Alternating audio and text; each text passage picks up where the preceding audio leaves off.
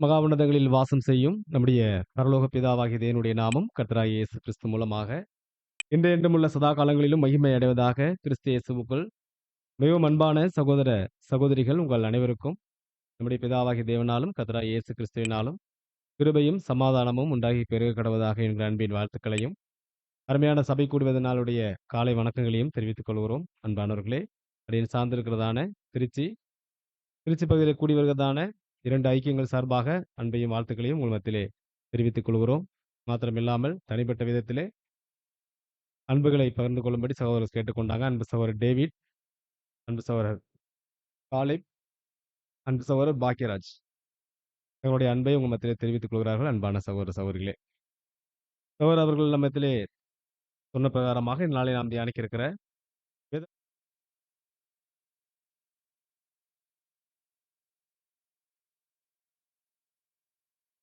புது சிருஷ்டியில் முறையும் ஒழுங்கும் என்கிற தலைப்பிலே சற்று நேரம் தேவனுடைய வார்த்தைகளை நாம் தியானிக்கலாம். அன்பான சகோதர சகோதரிகளே, இப்ப நம்ம கேள்விப்பட்டோம். இன்னும் சில நாட்களுக்குள்ளாக இப்படியாக சபையினுடைய ஊழியர்களை தேர்ந்தெடுக்குள்ளாக நீங்க கடந்து இருக்கிறீங்க. அது சம்பந்தமான அப்போஸ்தலருடைய ஆலோசனைகள், Recording in தேவனுடைய progress. வார்த்தைகளை காணப்படுகிற ஆலோசனைகள் மற்றும் 7ஆம் தூதனுடைய விளக்க உரைகளிலிருந்து சில காரியங்களை நாளை நாம் தியானிக்க இருக்கிறோம். அன்புக்குரிய சகோதர சகோதரிகளே, தெரிந்து கொள்ளப்பட்ட ஆதார வசனத்தை நாம் வாசிக்க இருக்கலாம். 1 கொரிந்தியர் 14ஆம் அதிகாரம் 40ஆம் வசனம்.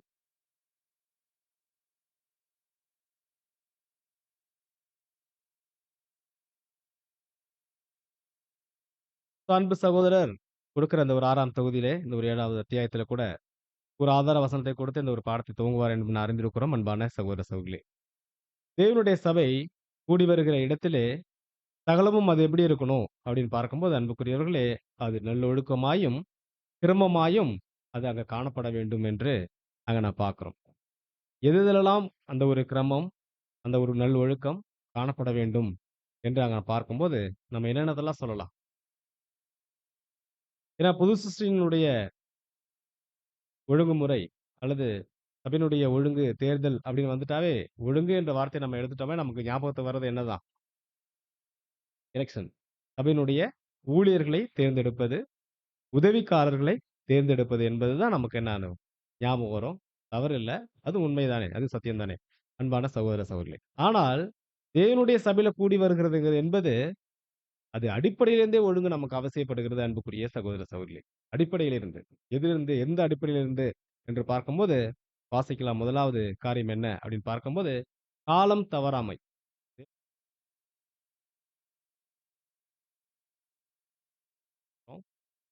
காலம் தவறாமை முதலாவது இந்த ஒரு சபை கூடுகையில நமக்கு காணப்பட வேண்டும். அன்புக்குரிய சகோதர சகோதரிகளே. லேட்டா வந்தா சபை கூடி வருதலுக்கு லேட்டா வர்றது தப்பா? அல்லது அது ஒரு பாவமா? அப்படின்னு கேட்டா நம்ம என்ன சொல்லலாம்? என்ன சொல்லலாம்? பாருங்க, அது தவறு தானே அன்பான சகோதர சகோதரிகளே. வாசிக்கலாம். பிரசங்கி 5ஆம் அதிகாரம் 1ஆம் வசனம்.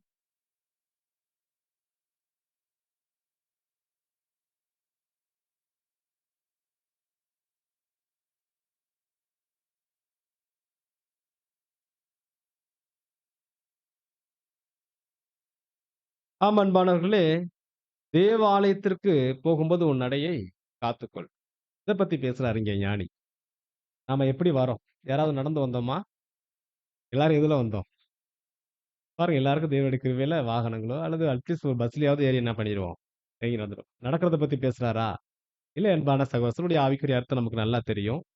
இதனுடைய சபைக்கே உரிய அந்த உரிய காரியங்களுக்கான கனத்தையும், அந்த ஒழுங்கையும் கடைபிடிக்க வேண்டியது இந்த ஒரு வசனத்து காரியங்களை நான் பார்க்கிறோம். இதே வசனத்த நம்ம ஆங்கிலத்துல வாசிச்சோம்னா, தேவா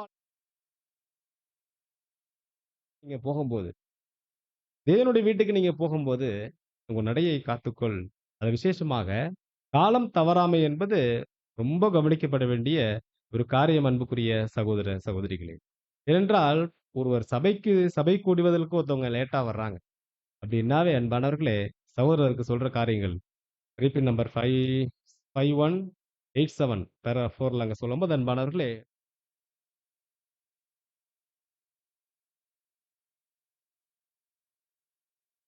உடைய நீதிக்கும் அவங்க என்ன பண்ணியிருக்காங்கன்னா, அவங்க குறைவுள்ளவர்களாக அல்லது இசைவற்றவர்களாக அவர்கள் காணப்படுறாங்க. தேவனுடைய சபை கூடி வருதலுக்கு எக்லீசியாவுக்கு லேட்டா வர்றதுங்கிறது ஒரு பிரச்சனையா? ஒரு பாவமா? ஒரு குற்றமா? என்று கேட்டால், ஆமா.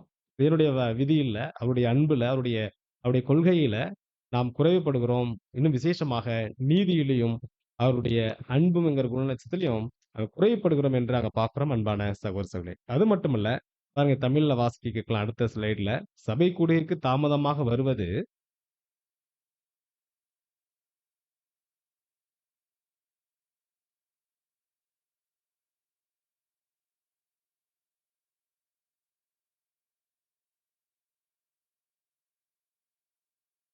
ஆமா அன்பான சகோதர சகோதரி. ஃபர்ஸ்ட்டு எக்லீசியாவுக்கு நம்ம லேட்டா வர்றோம் அப்டின்னாவே என்ன என்ன முடிவு பண்ணிடலான்னா, தேவன் மீது உள்ள அன்பு நம்மள்ட்ட குறைவா இருக்கு. ஒருத்தர் மேல அன்பு அதிகமா இருந்தா, அந்த அன்பு என்ன பண்ணும்னு பார்க்கும்போது அன்பானவர்களே, அவங்கள எல்லா விஷயத்தையும் ஏற்றுக்கொள்ளும், எல்லாவற்றையும் சகிக்கும், எல்லாத்தையும் தாங்கும். இந்த அன்பு. ஒரு மேல எவ்வளோ அன்பு வச்சிருக்கோமோ, அந்த அளவுக்கு அவங்கள நம்ம என்ன பண்ணுவோம்? அந்த கனம் பண்ணுவோம், மரியாதை குடுப்போம். அவங்களுக்கான முக்கியத்துவங்கள கரெக்ட்டா குடுப்போம். அப்ப நம்ம எக்லீசியாவுக்கே லேட்டா வர்றோம்னா, தேவன் மேலுள்ள அன்பே நம்மள்ட்ட முதலாவது தணிந்து போகுது என்பதை குறையுது. தேவன் மேலே அன்பு குறைஞ்சிச்சுன்னா, தேவனுடைய பிள்ளைகள் மேல் உள்ள அன்பு என்ன ஆகும்? இன்னும் இது இன்னும் இன்னும் அதிகமா தணிந்து, பாடம் போயிட்டு இருக்கும்போது, ஒரு 2 பேர் உள்ள வர்றாங்க. வரும்போது என்ன நடக்கும் நமக்கு அங்க தெரியும் அன்புக்குரிய சகோதர சகோதரிகளே. வரவும் அவங்க சேர எடுத்து போட்டு போய் உட்கார்றது. சில சில சப்தங்கள். இது மற்றவர்களுக்கும் தங்களுடைய ஒரு ஆவிக்குரிய சிந்தைய என்ன பண்ணும்? சற்று அங்க டைவர்ட் பண்ணும் அன்புக்குரிய சகோதர, சகோதரிகளே. ஆகவே சபை கூடுவதற்கு நாம் லேட்டா வர்றது என்பது, அது நம்ம மாற்றிக்கொள்ள வேண்டிய அல்லது திருத்திக் கொள்ள வேண்டிய ஒரு குணலட்சணமாக காணப்படுகிறது அன்புக்குரிய சகோதர, சகோதரி. அது மட்டுமல்ல, ஏன் லேட்டா வரக்கூடாது? தேவனுடைய வீடு நம்ம எல்லாம் சொல்லிட்டோம். ஆனாலும் இதனுடைய இன்னும் முக்கியத்துவத்த ஆழத்தினுடைய தேவனுடைய வார்த்தைகள பார்க்கும்போது, பாருங்க ஒரு எக்லேசியா நடக்கும்போது சம்பவிக்கிறது என்ன? நம்ம எல்லாம் கூடி வந்துட்டோம், உட்கார்ந்தாச்சு. தேவனுடைய வார்த்தைகள படிச்சோம். வாக்குத்தத்தங்கள், மன்னா, காலை தியானங்கள், வேத வாசிப்பு, துதிப்பாடல்கள் எல்லாம் நடந்துச்சு. ரொம்ப ரம்மியமாக நாம் என்ன பண்ணோம்? மகிழ்ச்சியா நின்று நம்ம இந்த காரியங்கள கடந்து வந்தோம். அதுக்கப்புறம் சப்ஜெக்ட் சத்தையும் கேட்கிறோம். என்ன நடக்குது எக்லேசியால? வாசிக்கலாம் பாருங்க. சங்கீதம் 82ஆம் அதிகாரம் 1ஆம்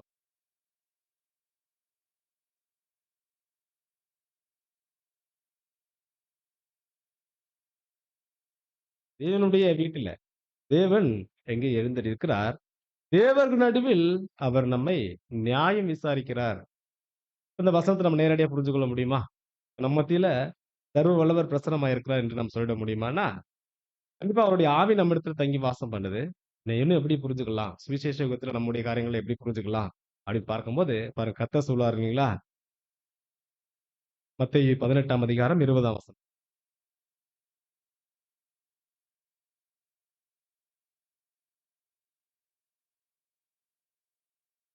ம். சோ நம்ம மத்தியில பிரசன்னம் யாருடைய பிரசன்னம் காணப்படுது என்று பார்க்கும்போது அன்பானவர்களே, கர்த்தருடைய பிரசன்னம் மத்தியிலே காணப்படுது. அவர் வந்து நம்ம மத்தியில என்ன செய்கிறார் என்று பார்க்கும்போது, நம்மை நியாயம் விசாரிக்கிறவராக அங்க காணப்படுகிறார் அன்பான சகோதர சகோதரிகளே. எப்படி நியாயம் விசாரிக்கிறார்? ஒவ்வொரு சபை குழுவிலும் கர்த்தர் நம்ம மத்தியிலே பிரசன்னமாகி, நம்மை நியாயம் விசாரிக்கிறார் என்பதை நம்ம எப்படி புரிந்து கொள்ளலாம்? ஒவ்வொரு சபை கூடுகளிலும் கர்த்தர் பிரசன்னமாகி நம்ம நியாயம் விசாரிக்கிறார். எப்படி புரிஞ்சுக்கலாம்?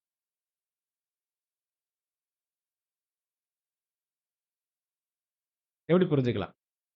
சிம்பிள் விஷயம் தான். நியாயம் விசாரித்தல் அப்படின்னா என்ன? நியாயம் தீர்த்தல் என்றால் என்ன? நியாய தீர்த்தல். சபைக்கு நியாய தீர்ப்பு எப்ப போயிட்டு இருக்கு? நமக்கு இப்ப தானே நியாய தீர்ப்பு. அது எந்த முறையில நடக்குதுன்னு பார்க்கும்போது, ஒவ்வொரு சபை கூடுதலும் நமக்கு இந்த நியாய தீர்ப்பு நடக்குது. நியாய தீர்ப்புன்னா என்ன? அ கேட்டு பாரு அன்பான சகோதர, சகோதரி அருமையான பதில சொன்னாங்க. தேவனுடைய நீதி என்ன என்று நம்மள்ட்ட பிரசங்கிக்கிறார், போதிக்கிறார். சகோதரர் மூலியமாக, தேவனுடைய வார்த்தைகள் மூலமாக, மன்னா மூலியமாக, வாக்குத்தத்தங்கள் மூலியமாக கேட்டு அவருடைய ஆவியிலே புரிந்து கொண்டு அது கீழ்ப்படியணும். இதான் நியாய தீர்ப்பு நம்ம மத்தியில நடக்குது. வர இருக்கிற யுகத்துல 1000 ஆண்டு அரசாட்சியினுடைய அதாவது ஆ பகிரங்கமான ராஜ்யத்துல நீதி உலகத்துக்கு கற்றுக் கொடுத்தப்ப அவங்க கீழ்ப்படியணும். இதுதான் நியாயத்தீர்ப்பினுடைய அருமையான விளக்கம் அன்பான சகோதர சகோதரிகளே. இப்போதும் கூட கர்த்தர் நம்ம மத்தியில பிரசன்னமா என்ன சொல்றார் பார்க்கும் நீதியை குறித்து, நியாயத்தை குறித்து நமக்கு என்ன சொல்றார்? கற்றுக் கொடுக்கிறார். அதுக்கு கீழ்ப்படியணும். இப்பயே நம்ம அத பிராக்டிஸ் பண்ணணும். கத்துக்கணும். கீழ்ப்படிந்து காட்டணும். கற்றுக்கொள்ளணும், கீழ்ப்படியணும். வளரணும். கிறிஸ்துவின் சாயல்ல நாளுக்கு நாள் வளரணும். இதுதான் பார்க்கிறோம் அன்பான சகோதர சகோதரிகளே. தேவ சபையில் தேவன் எழுந்திருக்கிறார். தேவர் நடுவில் அவர் நியாயம் விசாரிக்கிறார். எங்கே 2, 3 பேர் நாமத்தினால கூடி வருகிறீர்களோ, அங்கே நான் இருக்கிறேன் என்று ஆண்டவரும் அங்க குறிப்பிடுகிறதை நாம் பார்க்கிறோம் அன்புக்குரிய சகோதர சகோதரி. ஆகவே சபை கூடி வருதல்ல, சபையினுடைய ஒழுங்குல அடிப்படையாக நமக்கு இருக்க வேண்டிய ஒரு காரியம் காலம் தவறாமை. தாமதமாக எக்லீசியாவுக்கு வருவதை நாம் முதலாவது தவிர்க்க வேண்டும் என்று நாம் பார்க்கிறோம். பிரியமான சகோதர சகோதரி. அடுத்தபடியாக சபை கூடி வருகிற நாம் சகோதர சகோதரியாக நாம் நம்முடைய ஆடை மற்றும் அலங்காரங்கள் எப்படி இருக்கணும்னா, அது கூட ஒரு அழகா ஒரு பக்தி விருத்திக்கு ஏதுவாக மற்றவர்களுக்கு காணப்பட வேண்டும் என்று கூட அங்க நான் பார்க்கிறோம் அன்பான சகோதர சகோதரிகளே. வாசிக்கலாம் 1 கொரிந்தியர் 4ஆம் அதிகாரம்.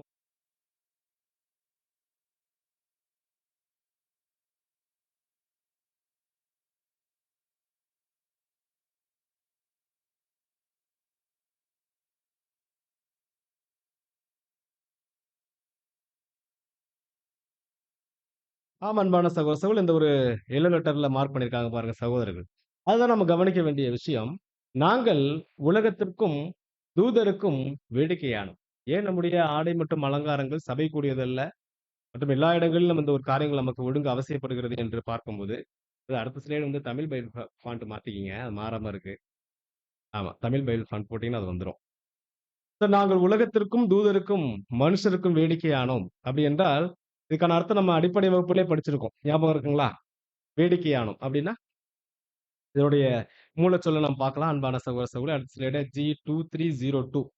இதுக்கான மூலப்பதம் தியேட்டன்ங்கிற வார்த்தைய அங்க பயன்படுத்துறாரு சகோதர சகோதரிகளே. மூல பாஷையில கிரேக்க பதத்துல நம்ம பார்க்கும்போது தியேட்டன். இந்த தியேட்டர்ங்கிற வார்த்தைய படிச்சோனே ஏதாவது ஞாபகத்துக்கு வருதா? தியேட்டன். ஆ தியேட்டர். இப்ப இருக்கு பார்த்தீங்களா தியேட்டர். இதோடைய மூல பாஷை வந்து தியேட்டன் தான். அதோடைய கரம். ஸோ அங்க என்னதான் நடத்துறாங்க அப்படின்னு பார்க்கும்போது, காட்சிப்படுது. எத்தனை காட்சி ஒரு நாளைக்கு? 4 காட்சி, 5 காட்சி விட்டுறாங்க இல்லைங்களா போஸ்டர்ல. ஸோ இதனுடைய பதம் தான் அங்க வேடிக்கை ஆவணம் என்று அன்பு அப்போஸ்தலன் குறிப்பிடுகிறார் அன்பான சகோதர சகோதரிகளே.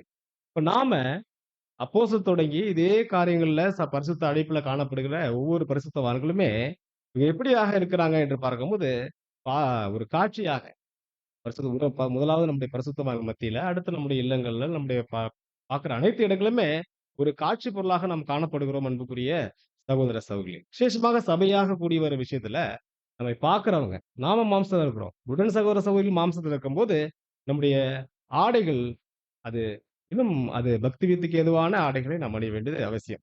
ஆடைகளை பத்தி பேசுறதுனால சகோதர சகோதரிகள் நீங்க ஏதோ ஒரு குறைவா இருக்கீங்கன்னு தயவு செய்து நினைச்சுக்க வேணாம். ஒரு கலெக்ஷன் சப்ஜெக்ட் ஒரு சில விஷயங்கள அநேக காரியங்கள் நீங்க படிச்சிருப்பீங்க.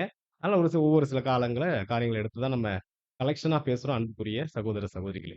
அப்ப இந்த ஒரு புது சிருஷ்டியினுடைய ஆடைகள் விஷயத்துல சகோதரர் இந்த ஒரு ஒழுங்குமுறை மன்னிக்கணும். இந்த ஒரு 6ஆம் தொகுதியில சகோதரர் என்ன பேசுறாங்க அப்படின்னு பார்க்கும்போது, பக்கம் 761.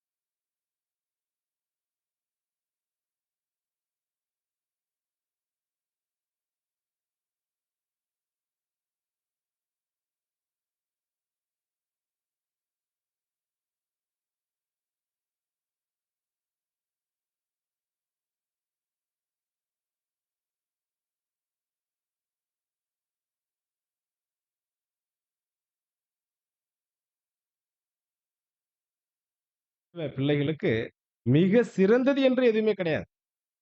தொடர்ந்து வாசிக்கலாம் சிஸ்டர். சந்தேகத்துக்கு இடமில்லாமல். சந்தேகத்தின் தூதர்களும் பரலோகத்தின் ஒழுங்குகள் எல்லாம் அவைகளின் தோற்றத்தில் உன்னதமாகவும் மகிமை நிறைந்ததாயும் உள்ளன. ஆமா. தேவனுடைய சிருஷ்டிப்பு, பரலோகம் இந்த ஒரு காரியங்கள் இப்படியா இருக்கு. தொடர்ந்து அடுத்த ஸ்லைடு வாசிக்கலாம். ஆடம்பரமாக தனிப்பட்ட முறையில் அலங்காரம் செய்வது இயல்பாகவே கிட்டத்தட்ட பெருமைக்கு வழி நடத்துகிறது. இக்கட்டாக காண்பித்துக் கொள்ள வேண்டும் என்ற ஒரு நோக்கம், மற்றவர்கள் முன்பாக நன்றாக தோற்றமளிக்க வேண்டும் என்ற ஒரு நோக்கம், நம்முடைய விழுந்துபோன மாம்சத்திற்கு ஒரு விசித்திரமான சோதனை என்பதை நாம் எல்லோரும் அறிந்து இருக்கிறோம். ஆமா. தகுதியான வஸ்திரம் நமக்கு கூறப்பட்டிருக்கு, கொடுக்கப்பட்டிருக்கு. அதுல எந்த மாற்று கருத்து இல்ல அன்புக்குரிய சகோதர, சகோதரிகளே. ஆனால் ஆடம்பரமாக அல்லது விலையுயர்ந்த ஆடைகளாக அது நாம மாற்றி நம்மையுடைய அலங்கரிப்புல விசேஷமாக நாம் மாற்றிக் கொண்டால் தான் பிரச்சனை நமக்கு இங்க ஆரம்பம். என்னவாகுதுன்னு பார்க்கும்போது, நாமளே நம்முடைய சொந்த சோதனைக்குள்ளாக நம்ம என்ன பண்ணிடுறோம்னா, அங்க கடந்து போகிறோம் என்று அங்க சகோதரர் குறிப்பிடுகிறார் அன்பான சகோதரர். மற்றவர்களுக்கு முன்பாக நன்றாக தோற்றமளிக்கணும் என்கிற ஒரு நோக்கம், நம்முடைய விழுந்து போன மாம்சத்திற்கு ஒரு விசித்திரமான சோதனையை அது அங்க கொண்டு வரும் என்று அங்க நாம் சொல்லுகிறார். இன்னும் அடுத்தது வாசிக்கும்போது இன்னும் அநேக எச்சரிப்பான வார்த்தைகளை சகோதரர் குறிப்பிடுகிறார். மேலும் மேலும் சாந்தத்தின் ஆவியையும் ம். தாழ்மையின் ஆவியையும் வளர்ப்பதற்கு அனுகூலமற்ற நிலைமையாகும்.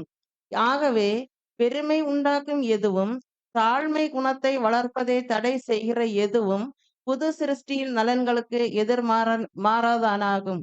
ஆமா அன்பாளர்களே, இந்த ஒரு ஆடம்பரமான நம்முடைய ஆடை அணிதல், நம்ம சபை கூடியதற்கு வரும்போது இப்படி நம்ம விசேஷித்தமான ஒரு அலங்காரங்களை செய்து கொள்வது என்பது நாட் ஒன்லி சகோதரர்கள் நம்மளா யாரா இருந்தாலும் சரி, கிறிஸ்துவ அப்படியாக வந்திருக்க நமக்குள்ள ஆண் என்று பெண் என்று நமக்கு காரியங்கள் இல்ல. ஆனா ஒருத்தர் நம்ம பார்க்கும்போது அது என்ன ஆயிடக்கூடாது அவங்களுக்கு ஒரு ஒரு இடர்களுக்குள்ளாக அத கொண்டு போயிறக்கூடாது. ஏன்னா பின்னாடி அத பிரதர் இன்னும் அத குறிப்பிட்டு பேசுறார்.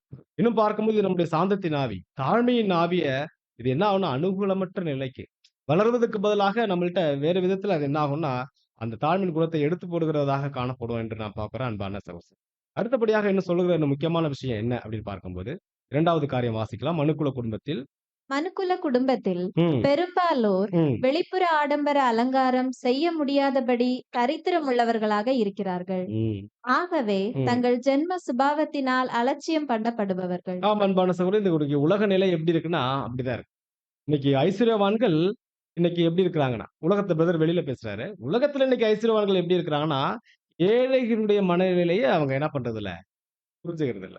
அவங்க அப்படிதான். அவங்க அப்படி இருக்கிறனால தான் நம்ம ஐஸ்வர்யமா இருக்கிறோம். ஒருவேளை இன்னைக்கு வாய்ப்பு இருந்தா ஐஸ்வர்யவால உள்ள ஜனங்கள் மத்தியில கொஞ்சம் ஜஸ்ட் பழகும்போது அல்லது நம்ம பேசும்போது பார்த்தீங்கன்னா, அவங்க அப்படி இருக்கிறனால தான் நம்ம என்ன பண்றோம், நம்ம இப்படி இருக்கோம். அப்ப அவங்களும் நம்மள மாரி ட்ரெஸ் போட்டா அப்ப நம்மளும் அவனும் ஒண்ணாயிருவோம் இல்லைங்களா? இந்த ஒரு மனநிலை ஐஸ்வர்யம் மத்தியில காணப்படுகிறது அன்புக்குரிய சகோதர, சகோதரிகளே.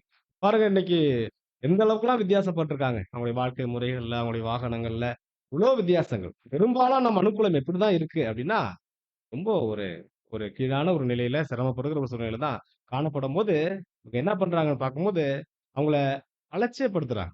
ஐஸ்வர்யவான்கள் பொதுவா உலகத்துல ஃபர்ஸ்ட் சொல்றேன். ஐஸ்வர்யவான்கள் தரித்திரர்களை என்ன பண்றாங்க? அலட்சியப்படுத்துகிற ஒரு சூழ்நிலையை நம்முடைய உலகத்துல பார்க்கும்போது. ஏன் உலகத்திலிருந்து நமக்கு ஒரு சில ஒரு படிப்பினைய சகோதரர் தரணும்? ஏன் உலகத்து ஐஸ்வர்யவான்கள் மனநிலையும், தரித்திரருடைய மனநிலையும் நமக்கு ஒரு போதனையாக 7ஆம் தூதன் எழுதணும். அப்படின்னு பார்க்கும்போது அன்பானவர்களே, பின்னாட்கள் 2 பேரும் யார் தான் ஆசீர்வதிக்க போறது? கர்த்தர் சித்தமான இந்த ஒரு பாதையில உண்மையாக ஓடி நம்ம கிரீடத்தை பெறும்போது அன்பானவர்களே, இந்த இருவருடைய மனநிலை அறிந்து நம்ம தான் என்ன பண்ணோம் அவங்கள ஆசீர்வதிக்க போகிறோம் அன்புக்குரிய சகோதரர். அப்பேற்பட்ட ஒரு ஜீவநிலையை, ஒரு உன்னத நிலையை அடையப் போகிற நாம எப்படி இருக்கணும் அப்படின்னு பார்க்கும்போது, அவர்களுக்கு கூட நம்ம இடரலா இல்லாத கூட இருக்கணும். அவர்கள் கூட நம்ம என்ன பண்ணக்கூடாது? இடரலாக இருக்கக்கூடாது அன்பான சகோதர, சகோதரிகளே. பாருங்க இந்த உலகத்துல மண்ணில இன்னும் அருமையா படம் பிடிச்சு சகோதரர் காட்டுறாரு. அடுத்த ஸ்லைட்ல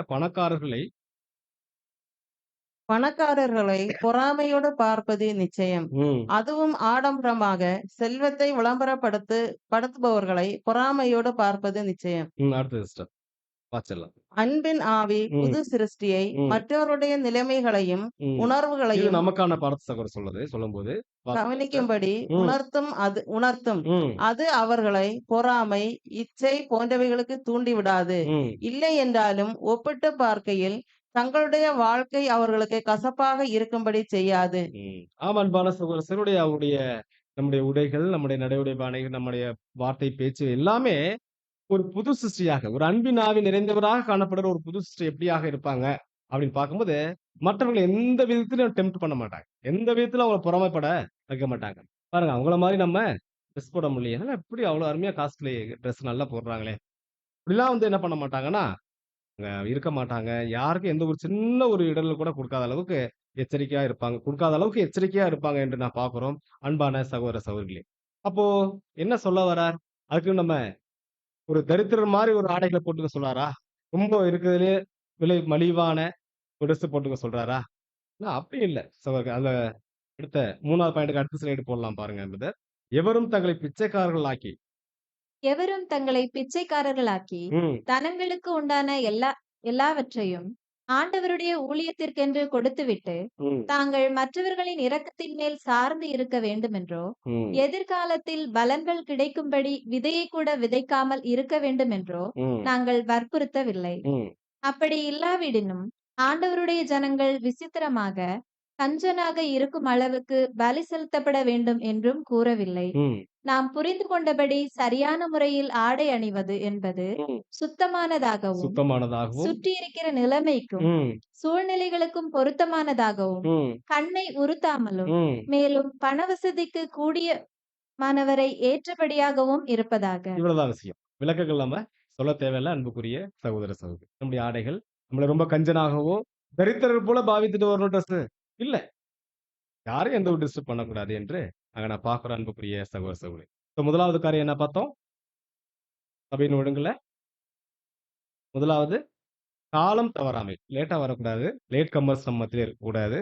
2வது நம்முடைய ஆடை அலங்காரங்கள் அது பக்தி விருத்திக்கு ஏதுவாக மற்றவர்களுக்கு அங்க காணப்பட வேண்டும் என்று நான் பார்க்கிறோம் அன்புக்குரிய சகோதரி.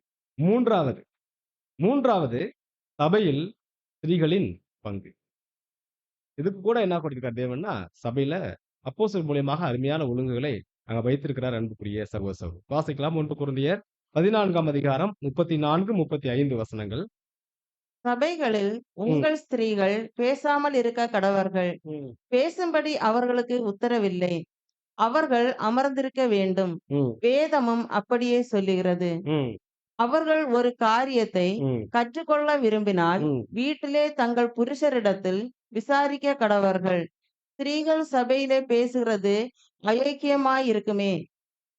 என்ன சொல்லலாம்? அடுத்த வாரத்திலிருந்து வேத வாசிப்பு யாரு போடலாம்? சபையில ஸ்திரீகள் பேசக்கூடாது. பாருங்க நமக்கு இந்த ஒரு சத்தியம் தியானிக்கிறோம். பாடத்த நம்ம விளக்கங்கள சகோதரருடைய எழுத்துக்கள படிச்சத புரிந்து கொண்டத பகிர்ந்து கொள்றோம். சகோதரர்கள் இதுக்கு சப்போர்ட்டா அருமையா என்ன பண்றாங்க? தேவனுடைய வார்த்தைகள நமக்கு வாசித்து அந்த ஒரு ஊழியத்த புரியுறாங்க அன்பான சகோதரி. ஆனா வசனம் என்ன சொல்லுது? சபையில் உங்கள் ஸ்திரீகள் பேசாமல் இருக்க கடவர்கள்.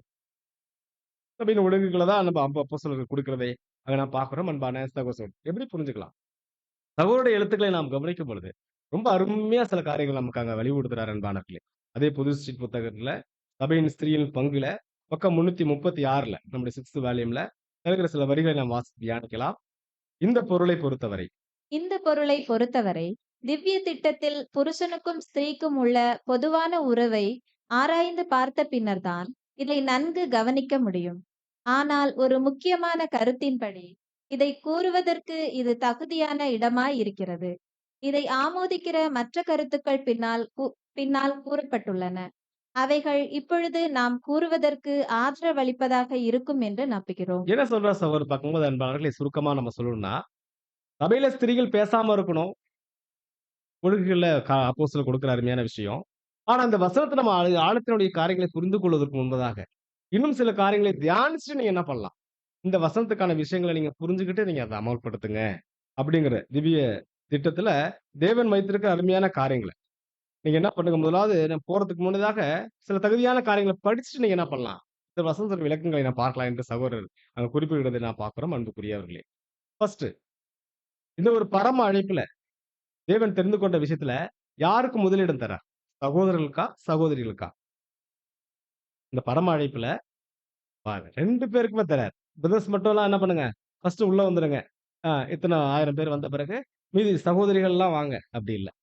வாசிக்கலாம் பாருங்க சகோதரர் சொல்லும்போது, புது சிருஷ்டியாக அவரது சபையை புது சிருஷ்டியாகிய அவரது சபையை ம், தெரிந்தெடுப்பதில் ம். ஆண் பெண் என்ற பாகுபாடு ஆண்டவரால் புறக்கணிக்கப்பட்டது என்பது மிக தெளிவாக புரிகிறது. ஆமா. ஸ்திரீகள், புருஷர்கள் என்கிற ஆண் பாகுபாடு. அங்க என்ன பண்ணியிருக்காரு? அங்க தேவன் அங்க வகுக்கல அன்பான சகோதரர். ஆண், பெண் என்ற பாகுபாட தேவன் என்ன பண்ணியிருக்காரு? புறக்கணித்திருக்கார் என்று நான் பார்க்கிறோம். புது சிருஷ்டியே காரியம். ஆண் என்றும் இல்லை, பெண் என்றும் இல்லை என்கிற ஒரு காரியத்தை அங்க கையாள்றார் அன்பான சகோதர சகோதரி. பெரிய விஷயம். அடுத்தபடியா 2 தீமோத்தேயு 2ஆம் அதிகாரம் 12ஆம் வசனம்.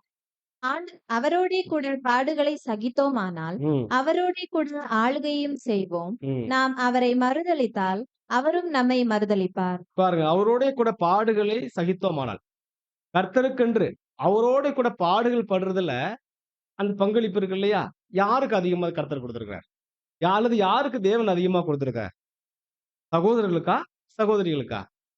பாருங்க, அதுலயும் அப்படி எந்த ஒரு பாகுபாடும் இல்ல. நீங்க அவருக்குன்னு பாடுபடலாம். அவரோட ஆளுகையும் செய்யலாம்.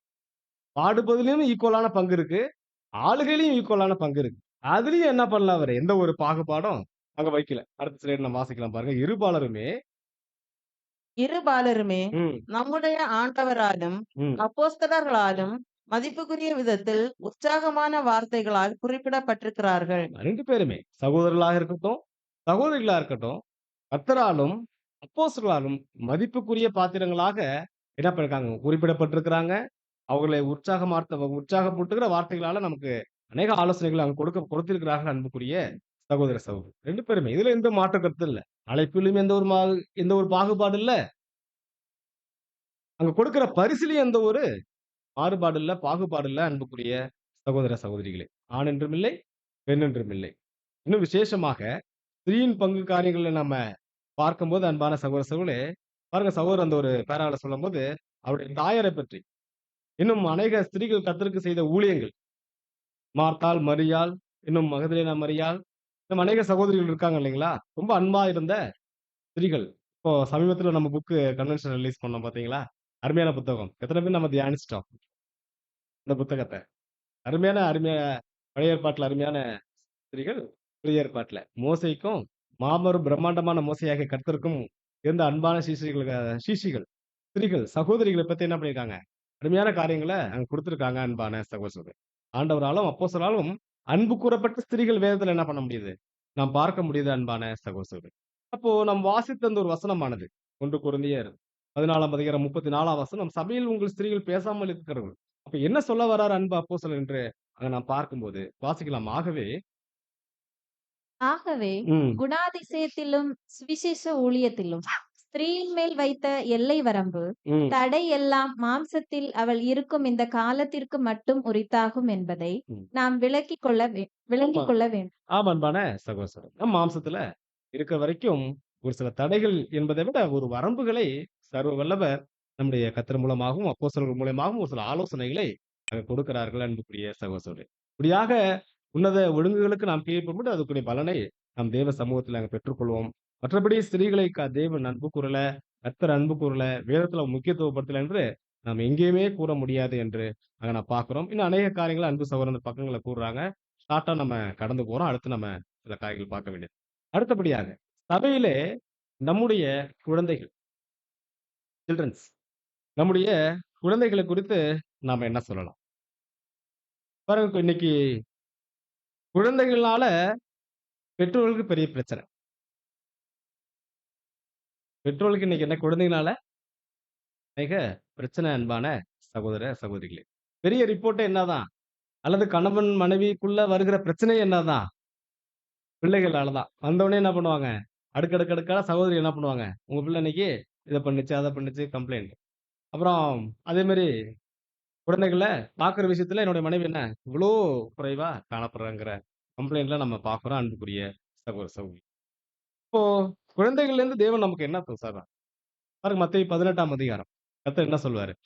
பாருங்க கர்த்தர்ட்ட போய் அன்பு அப்போஸ்தலர்கள் கேட்பாங்க இல்லைங்களா? ஆண்டவரே ராஜ்யத்துல யார் பெரியவரா இருப்பார்? அப்படின்னு கேட்கும்போது, கர்த்தர் கொடுக்கிற அருமையான ஒரு உதாரணம் என்ன அப்படின்னு பார்க்கும்போது, என்ன சொல்லுவாருங்க? ஒரு சிறு பிள்ளைய எழும்பி நிக்க வச்சு, பாருங்க இந்த பிள்ளைய போல நீ மாறாவிட்டா தேவன் ராஜ்யத்தில் நீங்க பிரவேசிக்கல. என்ன சொல்லி தரார்? என்ன சொல்லி தரார்? இந்த பிள்ளைகள வச்சு நமக்கு தேவன் என்ன சொல்லி தராங்க? கர்த்தர் என்ன சொல்லி தராங்க நமக்கு? இந்த பிள்ளைகள் போல நீங்க மாறலன்னா, தேவன் ராஜ்யத்துக்கு போ முடியாது. அப்போஸ்தலருக்கு அந்த ஆலோசனை. நமக்கு நாம என்ன கத்துக்கிறோம் பிள்ளைகள்ட்ட இருந்து? பிள்ளைகள் போல மாறணும் இல்லைங்களா? ஆனா தான் மாற முடியும். இனிமே எப்படிங்க மாற முடியும்? நிக்கோதேம் மாரி என்ன பண்ணக்கூடாது நம்ம. நிக்கோதேம் கேட்டார் இல்லைங்களா? அது எப்படிங்க இனிமே மாற முடியும்? என்ன சொல்ல வர்றாரு ஆண்டவர் நமக்கு? சாரி? நல்ல குணலட்சணம். ஆமா. கள்ளக்கபடம் இல்லாத ஒரு குணலட்சணம். எப்படின்னா, அ என்னதான் நம்ம பிள்ளைகளுக்கு சில சிக்ஷைகள் குடுத்தாலும் அவங்க என்ன பண்ணுவாங்க? அடுத்த நிமிஷம் மறந்துட்டு என்ன பண்ணுவாங்க? நம்மள்ட்ட வந்து பேசுவாங்க. அதே மாரி தேவன்ட்ட அன்பின் ஒரு சில சிக்ஷைகள வாங்குனாலும், தேவ சமூகத்துக்கு போக மறக்கக்கூடாதுன்றது நல்ல ஒரு குணம். கள்ளங்கபடம் இல்லாத ஒரு மனசு. உடனே மறக்கிற மனசு, குழந்தைகளுடைய மனசு. வேற என்ன சொல்லலாம்? ஆ குழந்தைகள் என்னன்னா, அந்த கற்றுக்கொள்கிற மனநிலை. மரண பரியந்தம் நம்ம பைபிள் ஸ்டூடண்ட் அவ்வளதான். கற்றுக்கொள்கிற வேத மாணாக்கர்களாக இருக்க நம்முடைய கர்த்தர் நமக்கு கற்றுக் கொடுக்கிறார் அன்புக்குரிய சகோதரர். அவரிடத்திலே உட்கார்ந்து நம்ம என்ன பண்ணணும்? இந்த பாதப்படியில இருக்கிற வரைக்கும், இந்த பாதப்படியில நம்ம இந்த மாம்சம் இருக்கிற வரைக்கும் நம்ம என்ன பண்ண போறோம்? அவர்ட்ட கற்றுக்கொண்டு தேறினவர்களாக மாறணும் என்று நான் பார்க்கிறேன் அன்பான பிள்ளை. சரி குழந்தைகள் சபைக்குள்ள வந்துரலாம். எக்லிஷியா இதான் குழந்தைகளுடைய மனநிலை. ஆனா பொதுவாக குழந்தைகளுடைய ஆம் மனநிலை மற்றும் அவங்களுடைய காரியங்கள் விளையாட்டுத்தனம் அதிகமா தான் இருக்கும் நம்முடைய பிள்ளைகள்ட்ட. அதுல எந்த ஒரு மாற்று கருத்து இல்ல. இப்போ அது மாரி பிள்ளைகள் நம்ம என்ன பண்ணலாம்? பிள்ளைகளுடைய காரியங்கள்ல எக்லிஷியா வரும்போது, அத நம்ம எப்படி அந்த ஒழுங்க கையாளுவது என்று பார்க்கும்போது வாசிக்கலாம். Consider not Consider not, many parents become so accustomed accustomed to the ways of their children that they do not realize that others are being annoyed. ஆமா. தொடர்ந்து தமிழ்லயே வாசிக்கலாம் சிஸ்டர். பல பெற்றோர்கள் தங்கள் குழந்தைகளின் வழிகளுக்கு ம், மிகவும் பழக்கமாகி விடுவதால் ம். மற்றவர்கள் எரிச்சலடைகிறார்கள் என்பதை அவர்கள் உணர்வதில்லை. ஆமா. குழந்தைகள் எப்படி இருக்கிறாங்களோ, அதே விஷயத்துல குழந்தைங்க வளர விட்டு எக்லிஷியாலும் என்ன பண்ணுவாங்க?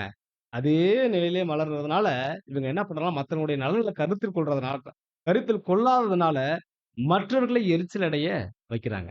இந்த பாயிண்ட் கூட நமக்கு பொருந்தாதுன்னு தான் நெனைக்கிறேன். ஏன்னா, நம்முடைய அன்பு செல்வங்கள் எல்லாம் அமைதியா, அருமையா, பக்தியுறுதியோட ஒரு பயபக்தியோட அமர்ந்திருக்காங்க. அதுக்காக தேவன் நம்ம வந்து மீண்டுமாக ஸ்தோத்தரிக்கிறோம். ஸோ உண்மையிலேயே பார்க்கும்போது அன்பானவர்களே, பிள்ளைகள் ஒரு ஹைப்பர் ஆக்டிவ் பிள்ளைகளா, நம்ம என்ன பண்ண வேண்டியது இருக்குன்னா, ஸோ அதுக்கு உரிய ஒரு ஒரு சில ஒழுங்கு நடவடிக்கைகள் அங்க எடுக்க வேண்டியிருக்கு அன்புக்குரிய சகோதர சகோதரிகளே. சரி அதுக்காக என்ன பண்ணலாம்? Next slide. இத அமல்படுத்திடலாமா? இங்கிலீஷ்ல என்ன பண்ணலாம்? Sunday class. சப்ஜெக்ட் ஆரம்பிச்சோனே என்ன பண்ணுங்க? ஒரு டீச்சர் அழைச்சுக்கிட்டு, அப்படியே ஸ்க்ரீன் பின்னாடி இல்லன்னா அந்த அந்த பக்கம் குழந்தைய உட்கார வச்சு முடியிற வரைக்கும் என்ன பண்ணுங்க? புள்ளைங்கள நீங்க என்ன பண்ணுவீங்களோ, ஏது பண்ணுவீங்களோ எங்களுக்கு தெரியாது. கண்ட்ரோலா வச்சுக்கங்க. மனப்பாடம் வசனம் சொல்லிக் குடுங்க. ஜெபம் பண்ண கத்துக் குடுங்க. பாட்டு பாடி நல்லா கத்துக் குடுங்க. இந்த சண்டே கிளாஸ கொண்டு வந்துரலாமா? என்ன கொண்டு வரக்கூடாதுங்கிறீங்க? இல்லைங்க. நம்ம நம்ம காலத்துல நம்முடைய சகோதரர்கள் மத்தியில இருக்கு இன்னைக்கு சண்டே கிளாஸ். ஏன் கொண்டு வரக்கூடாதுன்றீங்க? கொண்டு வரக்கூடாதா? Sorry sister. எஸ். புது சிருஷ்டிகள் மத்தியில குழந்தைகளுக்கு ஞாயிறு பள்ளிகள் ஞானமான ஒரு வழிமுறையா என்றால், இல்லை அன்பான சகோதர, சகோதரிகளே. கண்டிப்பாக பிள்ளைகள் நம்மோட உட்கார்ந்து தேவன துதிச்சு பாடும்போது, துதிப்பாடல் நம்மோட பாடணும். சகல ஒழுங்குமுறையும் கவனிக்கணும். சத்தியங்களை கேட்கணும். அவங்க நோட்ஸ் எடுக்க பழகிக் குடுக்கணும். இது எல்லாம் செய்யறது யாருன்னா, 3வது ஆள் அல்ல. பெற்றோர்கள். தாயோ அல்லது தந்தையோ பொறுப்பெடுக்கணும். ஆனா வசனம் என்ன சொல்லுது? யார் மிகுந்த பொறுப்பாளியா இருக்கிறாங்க ஒரு பிள்ளைகளுடைய பக்தி விருத்திக்கு? அப்பாவா? அம்மாவா? இவங்க அம்மான்னு சொல்றாங்க, இவங்கலாம் அப்பான்னு சொல்றாங்க மாரி இருக்கு எனக்கு. 2 பேருமேவா? அப்படியா? சரி ரைட் ஓகே. ஆனாலும் அன்பு அப்போஸ்தலருடைய வார்த்தைகள பார்க்கும்போது, பிள்ளை பேட்டிகள்லாம் ரட்சிக்கப்படுவாள்ங்கிற வசனங்கள வாசிக்கிறோம் இல்லைங்களா? அதிகமா தாய்மார்களுக்கு அந்த ஒரு சகோதரிகளுக்கு அந்த ஒரு பொறுப்பை தேவன் நமக்கு கொடுக்கிறார் அன்பான சகோதர சகோதரி. அப்ப அப்பாட்டருந்து ஒண்ணுமே இல்லையான்னா, நெறைய இருக்கு. நெறைய இருக்கு. காலைல எந்திச்ச உடனே பிள்ளை பார்க்கும். என்ன பண்றாரு காலையில அப்பா எந்திச்ச உடனே? காலையில எந்திச்ச உடனே மொபைல் பார்க்குறாரு. குழந்தையும் அதான் பார்க்கும். ஆனா காலையிலேயே எந்திச்சு தேவனை தொழுது கொண்டாருன்னா, அந்த பிள்ளை என்ன பண்ணும்? அதுவும் தொழுது கொள்ளும். எந்திச்சாரு, போனாரு, டக்குனு மெசேஜ் பண்ணாரு, முழங்கால் படியிட்டு தேவனை தொழுது கொண்டார் அப்படின்னா, ஒரு பிள்ளைனா ஒரு பிள்ளை, 2 பிள்ளை, 2 பிள்ளைகளும் பின்னாடி வந்து அதுவும் முட்டி போட்டு தேவனை தொழுகுது. இவரு சில ஆக்டிவிட்டீஸ் என்ன பண்றாரு வீட்ல? அத குழந்தைங்க அது பார்க்கும் அன்பான சகோதரர். பெற்றோர்களுக்கு மன்னிக்கணும். பிள்ளைகளுக்கு பெற்றோர்கள் தான் அருமையான முன்மாதிரி. அப்போ எக்லீசியாவுக்கு வந்த பிறகு, ஆவிக்குரிய காரியங்களை கற்றுக் கொடுக்கிறதும் பெற்றோர்கள் தான். எங்கே இருந்து தேவன் இந்த ஒரு ஒழுங்க வைத்திருக்கிறார்? ஆதி பிரமாணங்கள்ல இருந்தே வைத்திருக்கிறார். அங்க நியாயப்பிரமாணத்திலிருந்து என்ன பண்ணியிருக்காரு? அங்க வச்சிருக்கிறாரு. உன் பிள்ளையோட நீ போகும்போதும், வரும்போதும், நடக்கும்போதும், உட்காரும்போதும், இவைகளை குறித்தே பேசிக்கிட்டு இரு. அப்படின்ட்டு யார்ட்ட சொல்லல? போய் ஆசாரியன்ட்ட சொல்லல. ஒவ்வொரு பெற்றவங்கள்ட்டயும் சொல்லு. உன் பிள்ளைகள்ட்ட சொல்லு. அப்படின்னு மோசே மூலியமா கட்டளை அங்க கொடுக்கிறார் அன்பான சகோதர சகோதரிகளே. அப்ப நமக்கும் கூட ஆவிக்குரிய செயல்களாக அல்லது சுவிசேஷ சுவிசேஷ யுகத்துல காணப்படுகிற மெய்த்திருச்சபை அவருடைய பிள்ளைகள் கூட முன்மாதிரி எங்கேருந்து தான் கற்றுக்கொள்ளணும் அப்படின்றால், பெற்றோர்களிடமிருந்து தான் கற்றுக்கொள்ள வேண்டும் அன்பான சகோதர, சகோதரிகளே. இன்னைக்கு சபை அநேக பட்டணங்கள்ல காணப்படும் சில சபைகள் இன்னும் சண்டே கிளாஸ் என்ன பண்றாங்க சகோதரர்கள்? அங்க நடத்துகிறதை நாம் பார்க்கிறோம். அதுக்குன்னு சில வாலிப சகோதர, சகோதரிகள் ஏற்படுத்துகிறதை நாம் கவனிக்க முடிகிறது அன்பான சகோதர, சகோதரி. அது ஒரு சத்தியத்துக்குரியதா? என்ன சத்தியத்துக்குரியதும் அல்ல. 7ஆம் தூதர் எழுதியிருக்காரு. அது அவர் காலத்துக்கு ஓகே. இல்ல அவரு ஊருக்கு ஓகே அப்படி சொல்றாங்க. சகோதரர் எழுதுற எல்லாமே வசனத்துக்கு தான் விளக்கமே தவிர, சொந்த கருத்துக்களோ ஒரு அமெரிக்கன் ஸ்டாண்டர்ட்ல அவர் எழுதவே இல்ல எதையும் அன்புக்குரிய சகோதர, சகோதரி. சத்தியாவியோடு நம்ம அத அணுகும்போது தான், அதனுடைய பின்னணி நமக்கு அது புரியும். ஏன் சகோதரர் இந்த அளவுக்கு எழுதுறாரு. சரி, சண்டே கிளாஸ் பிள்ளைகளுக்கு குடுக்கறதுனால என்ன தப்பு? அப்டின்னா, தேவன் கொடுத்த கட்டளைகள்ல முக்கியமான கட்டளை நம்ம என்ன பண்றோம்? பிள்ளைங்கள நீங்களே மீறுங்க அப்படிங்கிற விஷயத்த கொண்டு வரப்போறோம். பாருங்க, தாயும் தகப்பனையும் கனம் பண்ணுவாயாக என்கிற பிரமாணத்த பிள்ளைகள நம்மளே மீற வைக்கிறோம் அன்புக்குரிய சகோதர, சகோதரி. இதுல விளக்கங்களை இன்னும் சகோதரர் விளக்கங்களாக அந்த ஒரு 6ஆம் தொகுதியில பதிவிட்டிருக்கிறாங்க. சகோதர, சகோதரி படிக்கும்படி தாழ்மையோடு கேட்டுக்கொண்டு, இப்போ அடுத்தபடியாக பாடத்தினுடைய தலைப்பின் கீழாக வரலாம். புது சிருஷ்டியில் முறையும் ஒழுங்கும். அப்படின்ற விஷயத்துல சபையினுடைய ஊழியர்களை தேர்ந்தெடுத்த விஷயங்கள்ல நாம் காணப்பட வேண்டிய விஷயம் என்ன? என்னென்ன காரியங்களை எப்படியாக நாம் கையாள வேண்டும் என்று பார்க்கும்போது, முதலாவது அப்போஸ்தலர் நடபடிகள் 14ஆம் அதிகாரம் 23ஆம் வசனம். அல்லாமலும் அந்தந்த சபைகளில் அவர்களுக்கு மூப்பர்களை ஏற்படுத்தி வைத்து உபவாசித்து ஜெபம் பண்ணி அவர்கள் விசுவாசித்து பற்றிக்கொண்ட கர்த்தருக்கு அவர்களை ஒப்புவித்தார்கள். சோ எலெக்ஷன் முதல்ல என்ன பண்ணலாம்? சகோதரர்கள் யார் நல்லா டீக்கனா இருந்தா சகோதரிகள் நம்ம ஊர்ல யார் ஊழியர்கள் தேர்ந்தெடுக்கலாம். கவனிக்க சொல்றாரா? என்ன? இல்ல. முதலாவது நம்ம என்ன பண்ண வேண்டியிருக்கு? முதலாவது நம்ம என்ன செய்ய வேண்டியிருக்கு? ஆமா. ஃபாஸ்டிங். எத்தன நாள் போடலாம்? முதலாவது உபவாசம். அப்படிதானே நம்ம கஷ்டம் இருக்கு. எத்தன நாளு? என்ன செய்யலாம்? எல்லாம் அமைதியா இருந்தா எப்படி? அவங்கவங்க அவங்கவங்க தீர்மானம் பண்ணிக்கலாம் ஃபர்ஸ்ட்டு.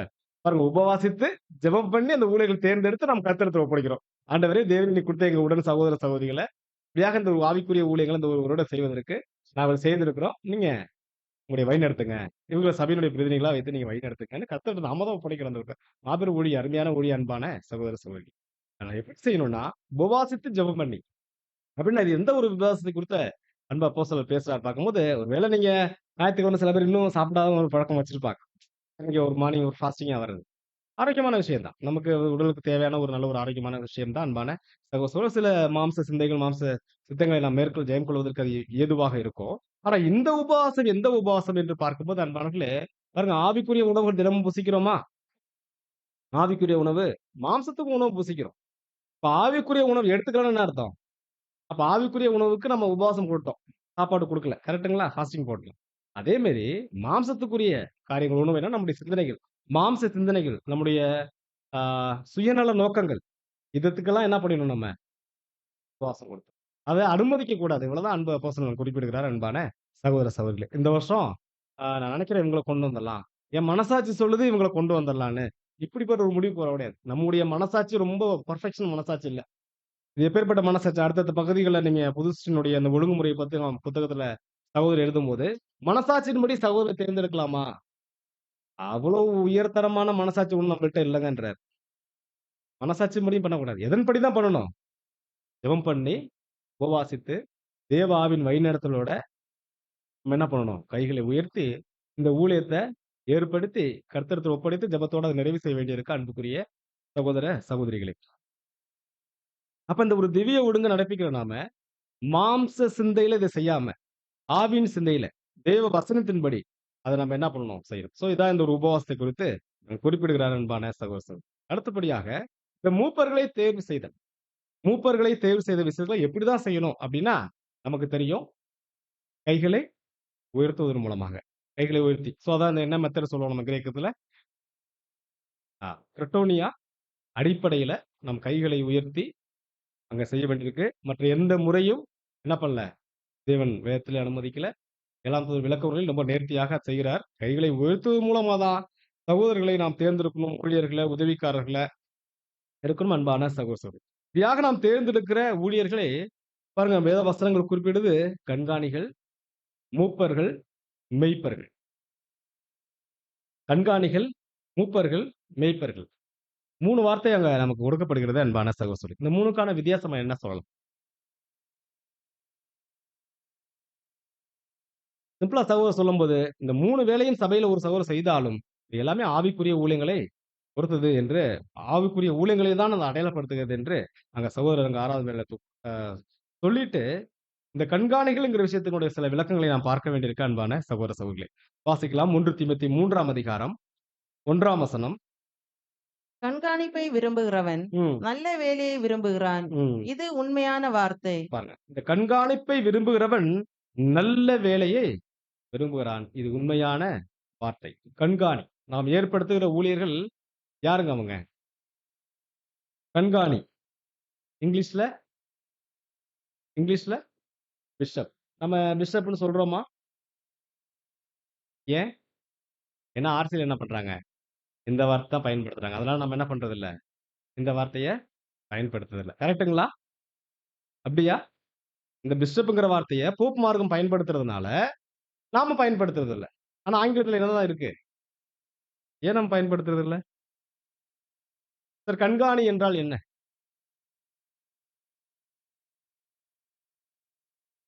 பிஷப். கண்காணி என்றால் பிஷப். கரெக்ட்டுங்களா? சார் கண்காணினா என்ன அர்த்தம்?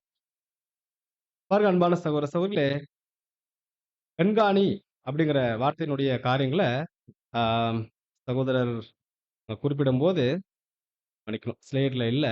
கண்காணி அப்படிங்கிற வார்த்தைக்கு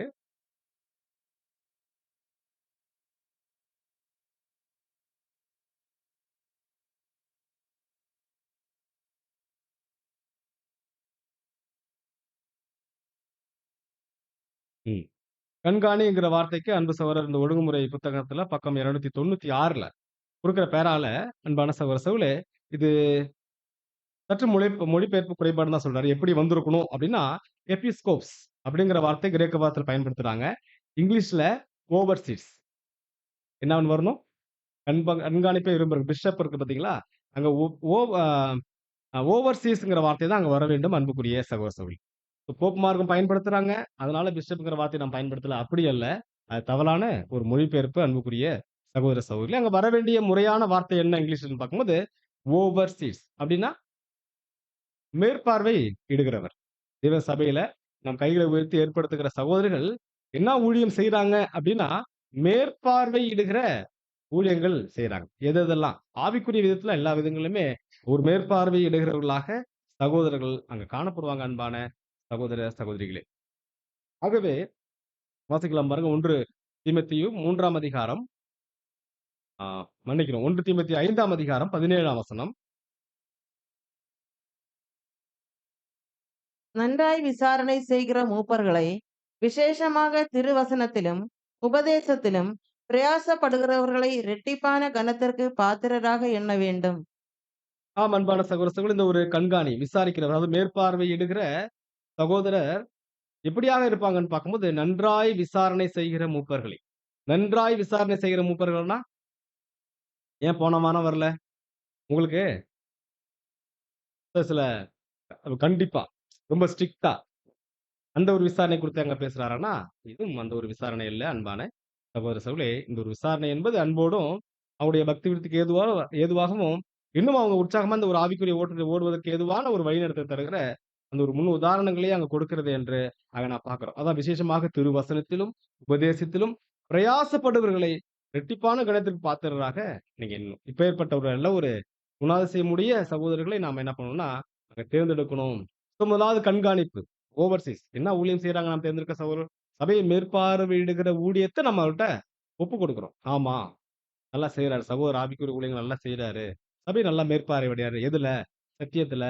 வேற எந்த ஒரு கள்ள உபதேசமும் வராம, சகோதர சகோதரியுடைய வேற எதுவும் தவறான புரிந்துகொள்ளுக்கு போயிடாம, சபைக்குள்ள வேற எந்த ஒரு காரியங்கள் தேவனுக்கு சித்தமில்லாத காரியங்கள் வராம அனுமதிக்கிற விஷயங்கள்ல, அன்போடும் சாந்தத்தோடும் சில விஷயங்கள அவர் அருமையா கையாள்றாரு.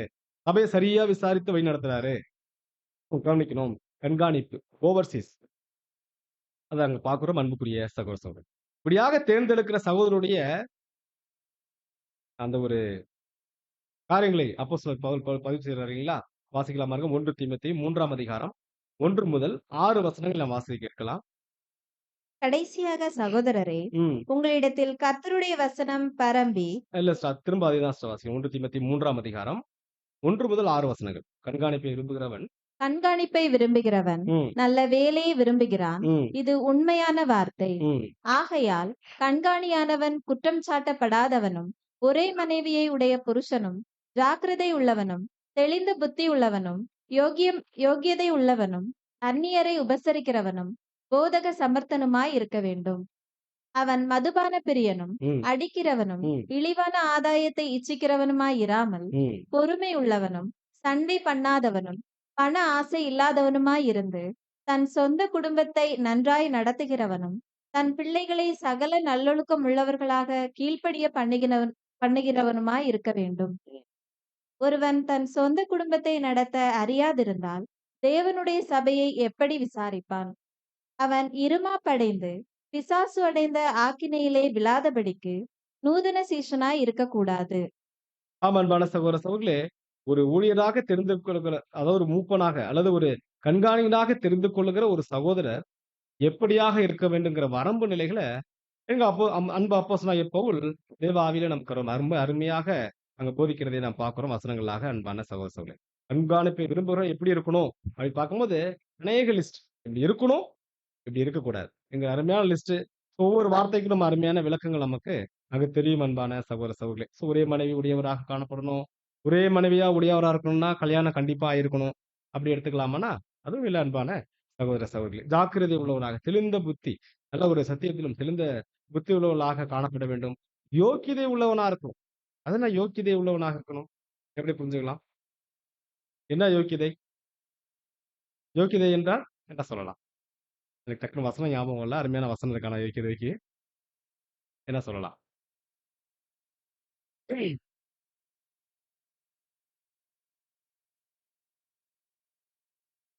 ஏதாவது ஐடியா இருக்குங்களா? யோக்கியதை உள்ளவனாகும். அத அத தகுதி. அவங்க சொல்லப்படுறது எல்லாமே தகுதி நிலைகள் தான். ஊழியர் கூட தகுதி. யோக்கியதை உள்ளவனா ஒண்ணும் இல்ல. வசனம் ஞாபகம் சொன்னா ஞாபகம் வரும் நமக்கு. அதாவது தன் குடும்பத்த தன் கையின் பிரயாசத்தால சம்பாதித்து, போஷித்து காப்பாத்துறாங்க பார்த்தீங்களா? இதுதான் ஒரு யோக்கியதை உள்ள வசனம் எனக்கு டக்குனு ஞாபகம் வரல. மன்னிக்கணும். அந்த ஒரு யோக்கியதை. கையில் பிரயாசத்தினால் பிரயாசப்பட்டு அப்படி அதாவது என்னன்னா வேலைக்கு போய் சம்பாதித்து தன்னுடைய குடும்பத்த நீதியா அத பின்னாடி சொல்றாரு. பின்னாடி அனைத்து காரியங்களும் அங்க சொல்றத பார்ப்போம். சண்டை பண்ணாதவரா இருக்கணும், இழிவான ஆதாயத்தை இச்சிக்காதவரா இருக்கணும், தன் சொந்த குடும்பத்தை நன்றாய் நடத்த தெரியணும், பிள்ளைகளை சகல நல்லொழுக்கங்களையும் கீழ்ப்படுகிற பணிவனாக காணப்படணும். சொல்லிட்டு எப்படி இருக்கக்கூடாது? தேர்ந்தெடுக்கக்கூடிய ஊழியக்காரங்க எப்படி இருக்கக்கூடாது?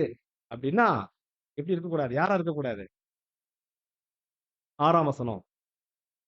நூதன சீஷனாக இருக்கக்கூடாது. அப்படின்னா, நூதன சீஷன் அப்படின்னா, புதிய சகோதரர்கள். சத்தியத்துல அருகாமையில இப்போ வந்திருப்பாங்க. கொஞ்சம் இயர்ஸ்ல என்ன பண்ணியிருப்பாங்க? ரீசென்ட்டான ஒரு இயர்ஸ்ல என்ன பண்ணுவாங்க? சகோதரர் இந்த சத்தியத்தின் பரிசுத்த பாதையில அங்க வந்திருப்பாங்க. இந்த பரமடிப்புக்குள்ள வந்திருப்பாங்க. அப்பேற்பட்ட அன்பின் சகோதரர்களை நம்ம என்ன பண்ணக்கூடாது? ஏற்படுத்திட அது கூடாது என்று அங்க நான் பார்க்கிறோம் அன்பான சகோதர சகோதரி. நூதன சீஷர்களை ஏற்படுத்திடக் கூடாது என்று நான் பார்க்கிறேன். அடுத்து சபையில போதகராய் இருக்கிறவர்களான ஆலோசனைகளை நாம் பார்க்கலாம் அன்பான சகோதர சகோதரி. சபைக்கான பொறுப்பு இப்பேற்பட்டவர்களை தேர்ந்தெடுக்கணும். காரியங்களை நம்ம பார்த்துட்டோம். சபையின தேர்தலை எப்படி பண்ணணும்? எப்பேற்பட்ட குணலட்சணம் உடையவர்களாக காணப்படணும்? யாருக்கு நம்ம செய்யணும் என்றதை நான் பார்க்கணும். நூதன சீஷனா இருக்கக்கூடாதுன்னு நம்ம பார்க்கிறோம். அன்பான சகோதர சகோதரி. அடுத்து சபையில போதகரா இருக்கிறவர்கள் இந்த ஊழியத்தை ஏற்படுத்திக் கொள்வர்களுக்கு சில ஆலோசனைகள் நாம் பார்க்கும்போது வாசிக்கலாம். ம். அப்போஸ்தலர் நடபடிகள் 15ஆம் அதிகாரம் 35ஆம் வசனம். பவுலும் பர்னபாவும் ம், அந்தியோக்கியாவிலே சஞ்சரித்து ம். வேறே அநேகரோடும் கூட கர்த்தருடைய வசனத்தை உபதேசித்து பிரசங்கித்துக் கொண்டிருந்தார்கள். அடிப்படை அருமையான புரிந்து கொள்ளுதல் நமக்கு அங்க காணப்பட வேண்டும். முதலாவது சகோதரர்களுக்கு. கேள்வி என்ன அப்படின்னு பார்க்கும்போது சபையினுடைய போதகர்கள் ஆவிக்குரிய ஊழியங்களை செய்வதற்கு தான் சகோதரர்களை ஏற்படுத்துறோம். சகல காரியங்களும் செய்வாங்க. விசேஷமா ஆவிக்குரிய காரியங்கள்ல போதகர்களாக அவங்க காணப்படணும். அ அதாவது அப்போஸ்தலருடைய ஆலோசனைகள்ல அவங்க போதக சமர்த்தர்களா இருக்கும். இப்ப சபையில எக்லீசியால பாருங்க அப்போஸ்தலருடைய வார்த்தைகளை பார்க்கும்போது கர்த்தருடைய வசனத்தை உபதேசித்து பிரசங்கித்துக் கொண்டிருந்தார்கள். கர்த்தருடைய வசனத்தை உபதேசித்து பிரசங்கித்துக் கொண்டிருந்தார்கள். உபதேசமும் பிரசங்கமும் ஒண்ணா அப்படின்னு கேட்டா என்ன சொல்லலாம்? பாருங்க அடுத்த ஸ்லைடுல உபதேசம், பிரசங்கம். பாருங்க இது 2மே என்ன இருக்கு?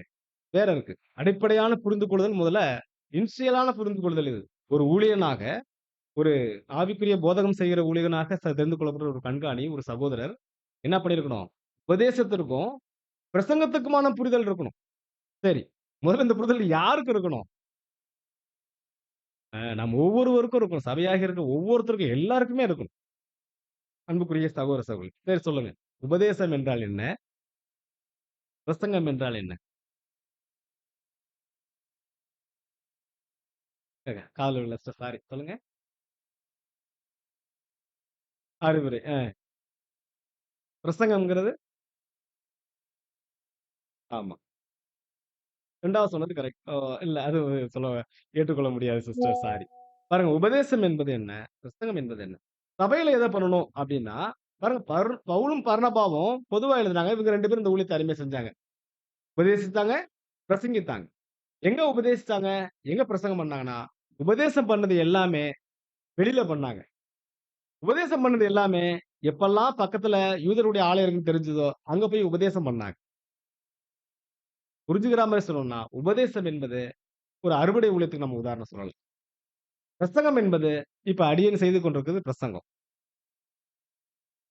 உபதேசம் எப்படின்னா, இங்கேருந்து வார்த்தைகள் கடந்து போகும் அவ்வளவுதான். அங்கேருந்து எந்த ரிப்பீட் கிடையாது. கேள்விக்கு பதிலுக்கு வேலை கிடையாது இங்க. இதுதான் பிதாவாகிய தேவன் ஒருவர் உண்டு. இரட்சகராகிய இயேசு கிறிஸ்து நமக்கு ஒருவர் உண்டு. 3வது பரிசுத்த ஆவியானவர் வேதத்துல இல்ல. இருக்குன்னா அங்கேருந்து வரதுக்கு அனுமதி கிடையாது. சத்தியத்த போல்டா சொல்லிட்டு போறது தான் பிரசங்கம். அறுவடை ஊழியத்துல இந்த மெத்தட் நம்ம ஃபாலோ பண்ண மாட்டோம். கவனிச்சிருக்கீங்களா? சகோதரர் என்ன பண்ணுவாங்க?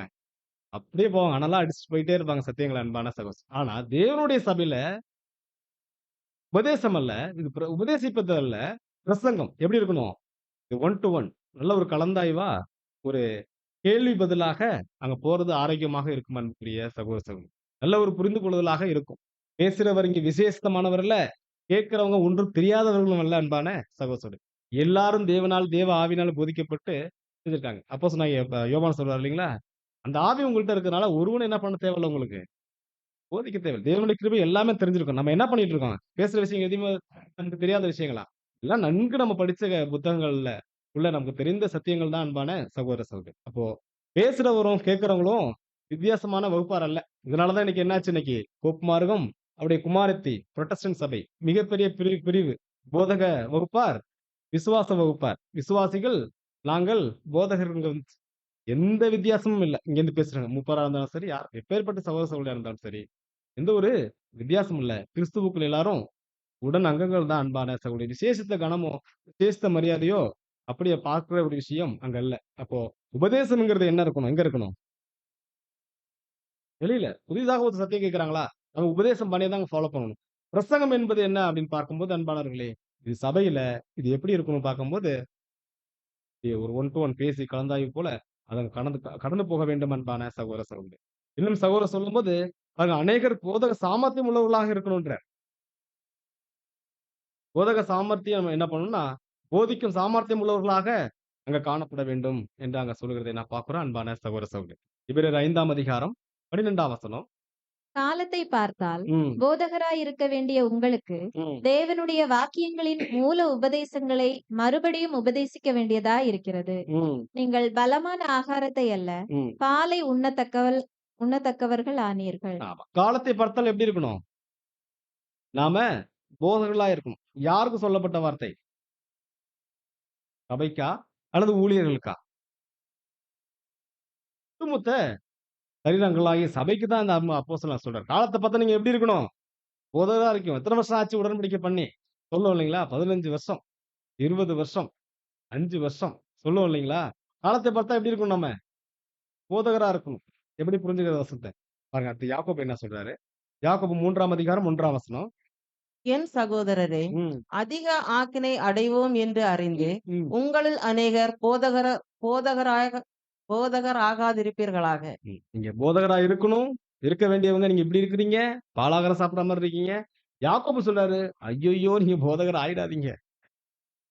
எப்படி புரிஞ்சுக்கிறது அன்பான சகோதர சகோதரிகளே? பாருங்க 2த்துக்குமே அன்பு சகோதரர் விளக்கங்கள தொகுத்து தராரு. ஒரு 2, 3 ஸ்லைடு நம்ம வாசிக்கலாம் தொடர்ந்து. இது எதை குறிக்கிறது? இது எதை குறிக்கிறது? ம், அப்போஸ்தலர் அதிக ஆக்கினையை அடைவோம் என்று அறிந்து என்று கூறுகிறார். கிறிஸ்துவின் சரீரமான சபையில் மேன்மைக்கு ஏதுவான ஒவ்வொரு படியெடுத்து வைத்து முன்வரும்போது சோதனைகளும் பொறுப்புகளும் அதிகரிக்கின்றன.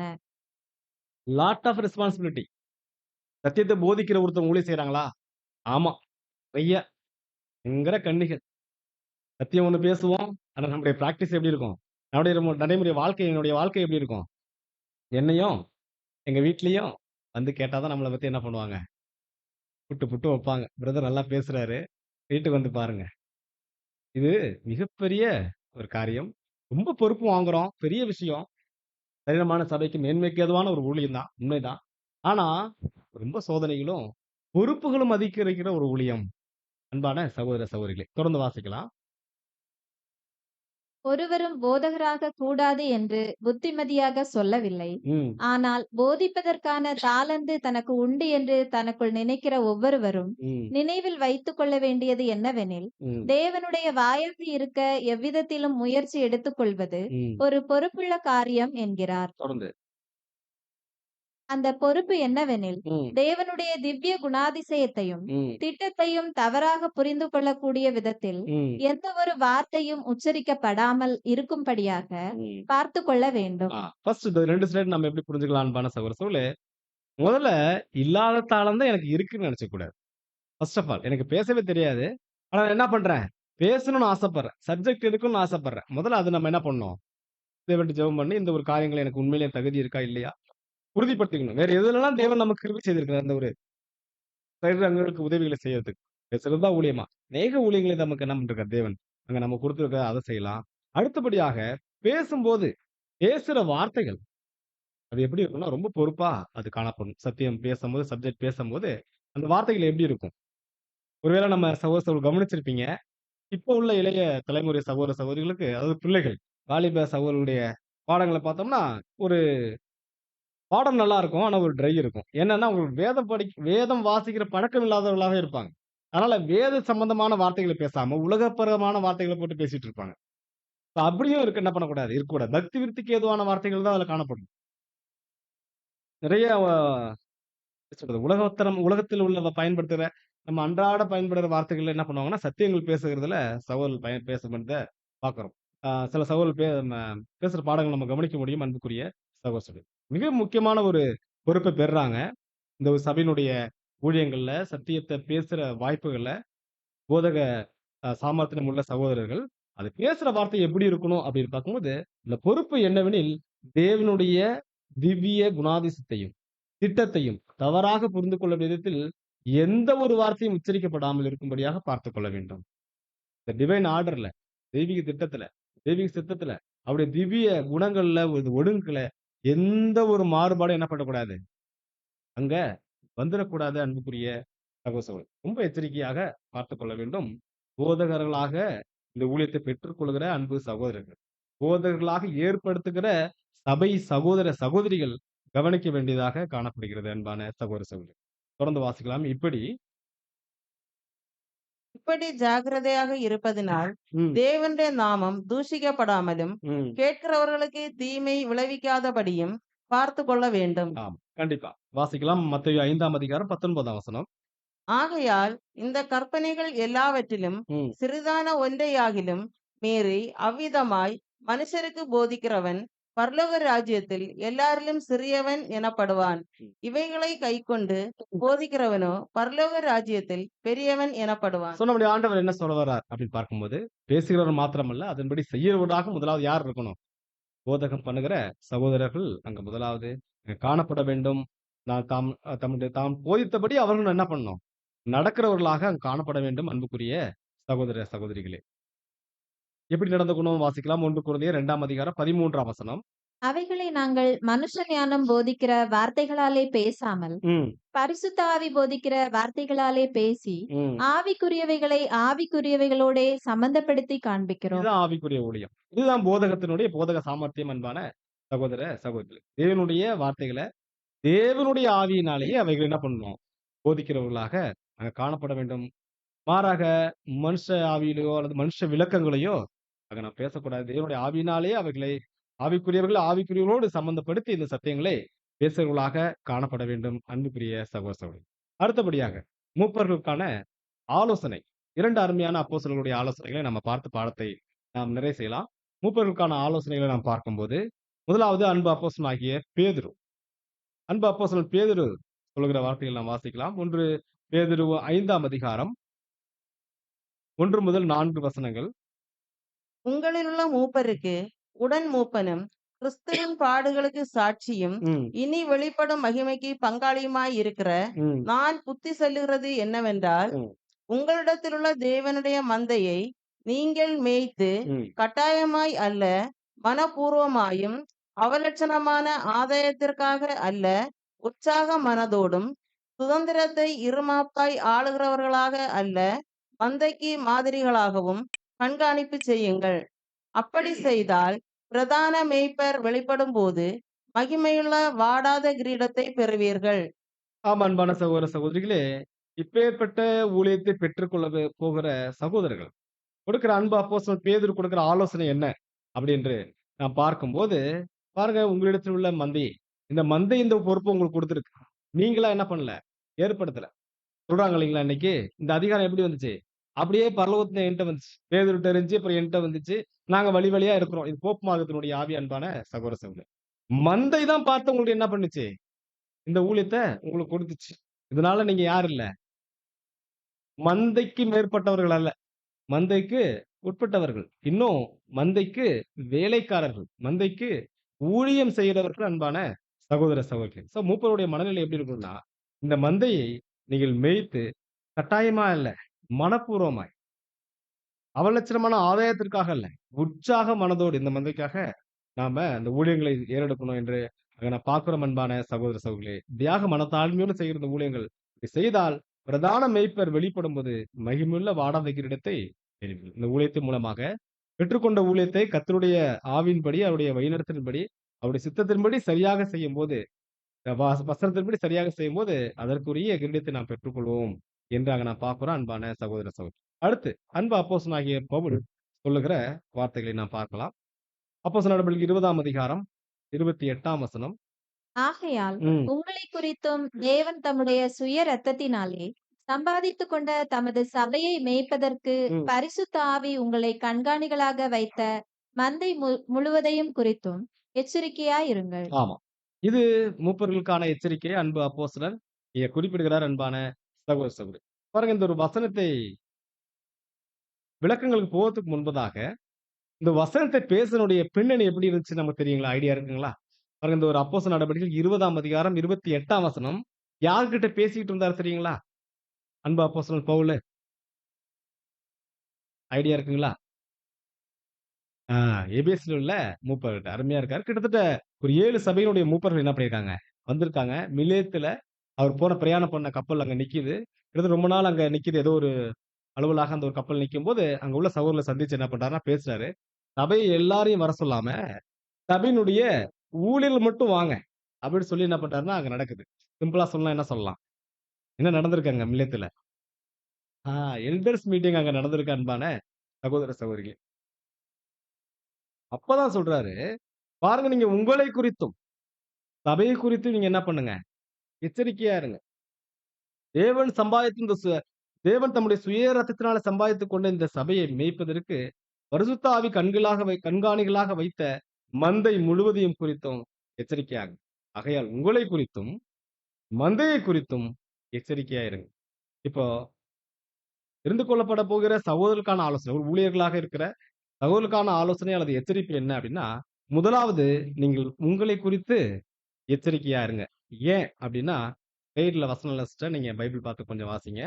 அதே அப்போஸ்தலர் நடபடிகள் 20ஆம் அதிகாரம் 29, 30 வசனங்கள். நான் போன பின்பு ம், மந்தையை தப்பவிடாத கொடிதான ஓநாய்கள் உங்களுக்குள்ளே வரும். ம், உங்களிலும் சிலர் எழும்பி சீஷர்களை தங்களிடத்தில் இழுத்துக் கொள்ளும்படி மாறுபாடானவைகளை போதிப்பார்கள் என்று அறிந்திருக்கிறேன். ம். சரி ஆ- சிஸ்டர். போதுமான சிஸ்டர். பாருங்க என்ன என்ன சொல்ல வர்றாரு பார்க்கும்போது, அன்பு அப்போஸ்தலர் முதலாவது நீங்க உங்களை குறித்து எச்சரிக்கையா இருக்கணும். எச்சரிக்கையா இருக்கணும். ஏன்? அப்படின்னா, அன்பானவர்களே, பாருங்க உங்கள் மத்தியிலிருந்து தான் யார் வருவாங்க? கொடிதான ஓநாய்கள் வருவதற்கு வாய்ப்பு இருக்கு அன்பான சகோதர சகோதரி. ஊழியர்களாக. ஊழியர்கள் மத்தியிலிருந்து அந்த ஒரு கொடிதான ஓநாய்கள் வருவதற்கான வாய்ப்பு இருக்கு அன்புக்குரிய சகோதர சகோதரிகளே. ஏன்? எப் எப்பேர்ப்பட்ட ஒரு எச்சரிப்பு தராரு என்று பார்க்கும்போது, தொடர்ந்து வாசிக்கலாம் சிஸ்டர் 30ஆம் வசனம்.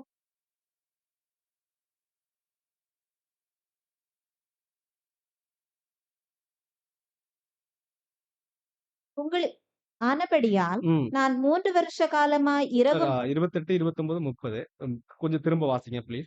ஆகையால் உங்களைக் குறித்தும் ம். தேவன் தம்முடைய சுய இரத்தத்தினாலே சம்பாதித்துக் கொண்ட ம். தமது சபையை மேய்ப்பதற்கு பரிசுத்தாவி உங்களை கண்காணிகளாக வைத்த ம். மந்தை முழுவதையும் குறித்து எச்சரிக்கையாயிருங்கள். ம். நான் போன பின்பு மந்தையை தப்பவிடாத கொடிதான ஓநாய்கள் உங்களுக்குள்ளே வரும். ஆ. உங்களிலும் சிலர் எழும்பி சீஷர்களை தங்களிடத்தில் இழுத்துக் கொள்ளும்படி மாறுபாடானவைகளை போதிப்பார்கள் என்று அறிந்திருக்கிறேன்.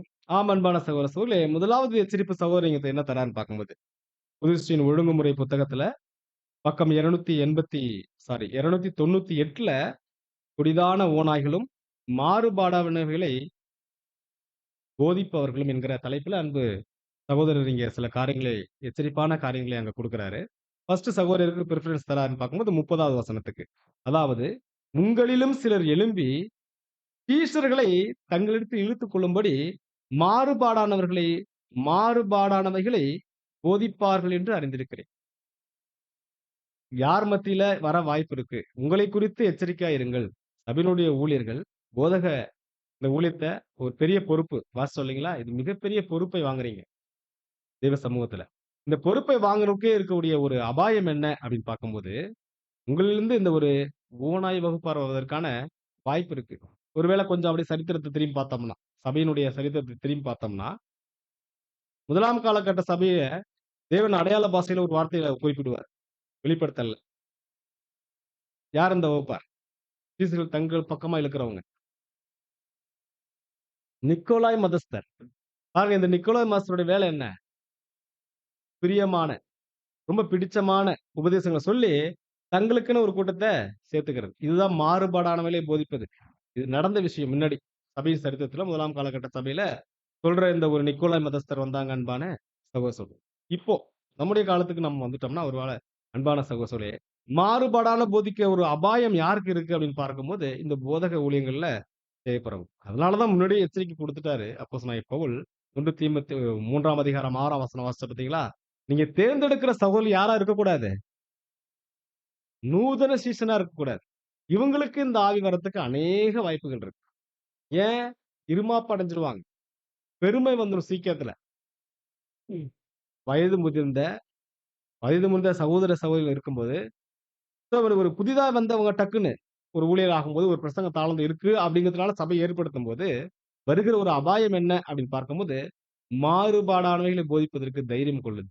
இது என்னத்த குறிக்குது அன்பான சகோதரர்கள்? அவங்களுக்குள்ள உள்ள இருமாப்பு அல்லது ஒரு பெருமைக்கு வழிநடத்துகிறதை அங்க நான் பார்க்கிறோம். மாபெரும் எச்சரிப்பு அன்பான சகோதர சகோதரிகளே. சில காரியங்கள நம்ம இதிலிருந்து விளக்குறோம். சகோதர சகோதரி நீங்க தனிப்பட்ட விதத்துல இந்த ஒரு எச்சரிப்பான பகுதிகள நம்ம அனைவருமே ஒவ்வொருவருமே படிக்க வேண்டிய ஒரு விஷயம். முதலாவது மாறுபாடானவைகளை குறித்து சகோதரர் விளக்கம் எழுதும்போது,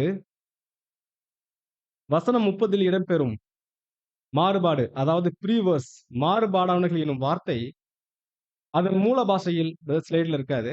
அதன் மூல பாஷையில் திரித்து கூறுவதை குறிக்கின்றது.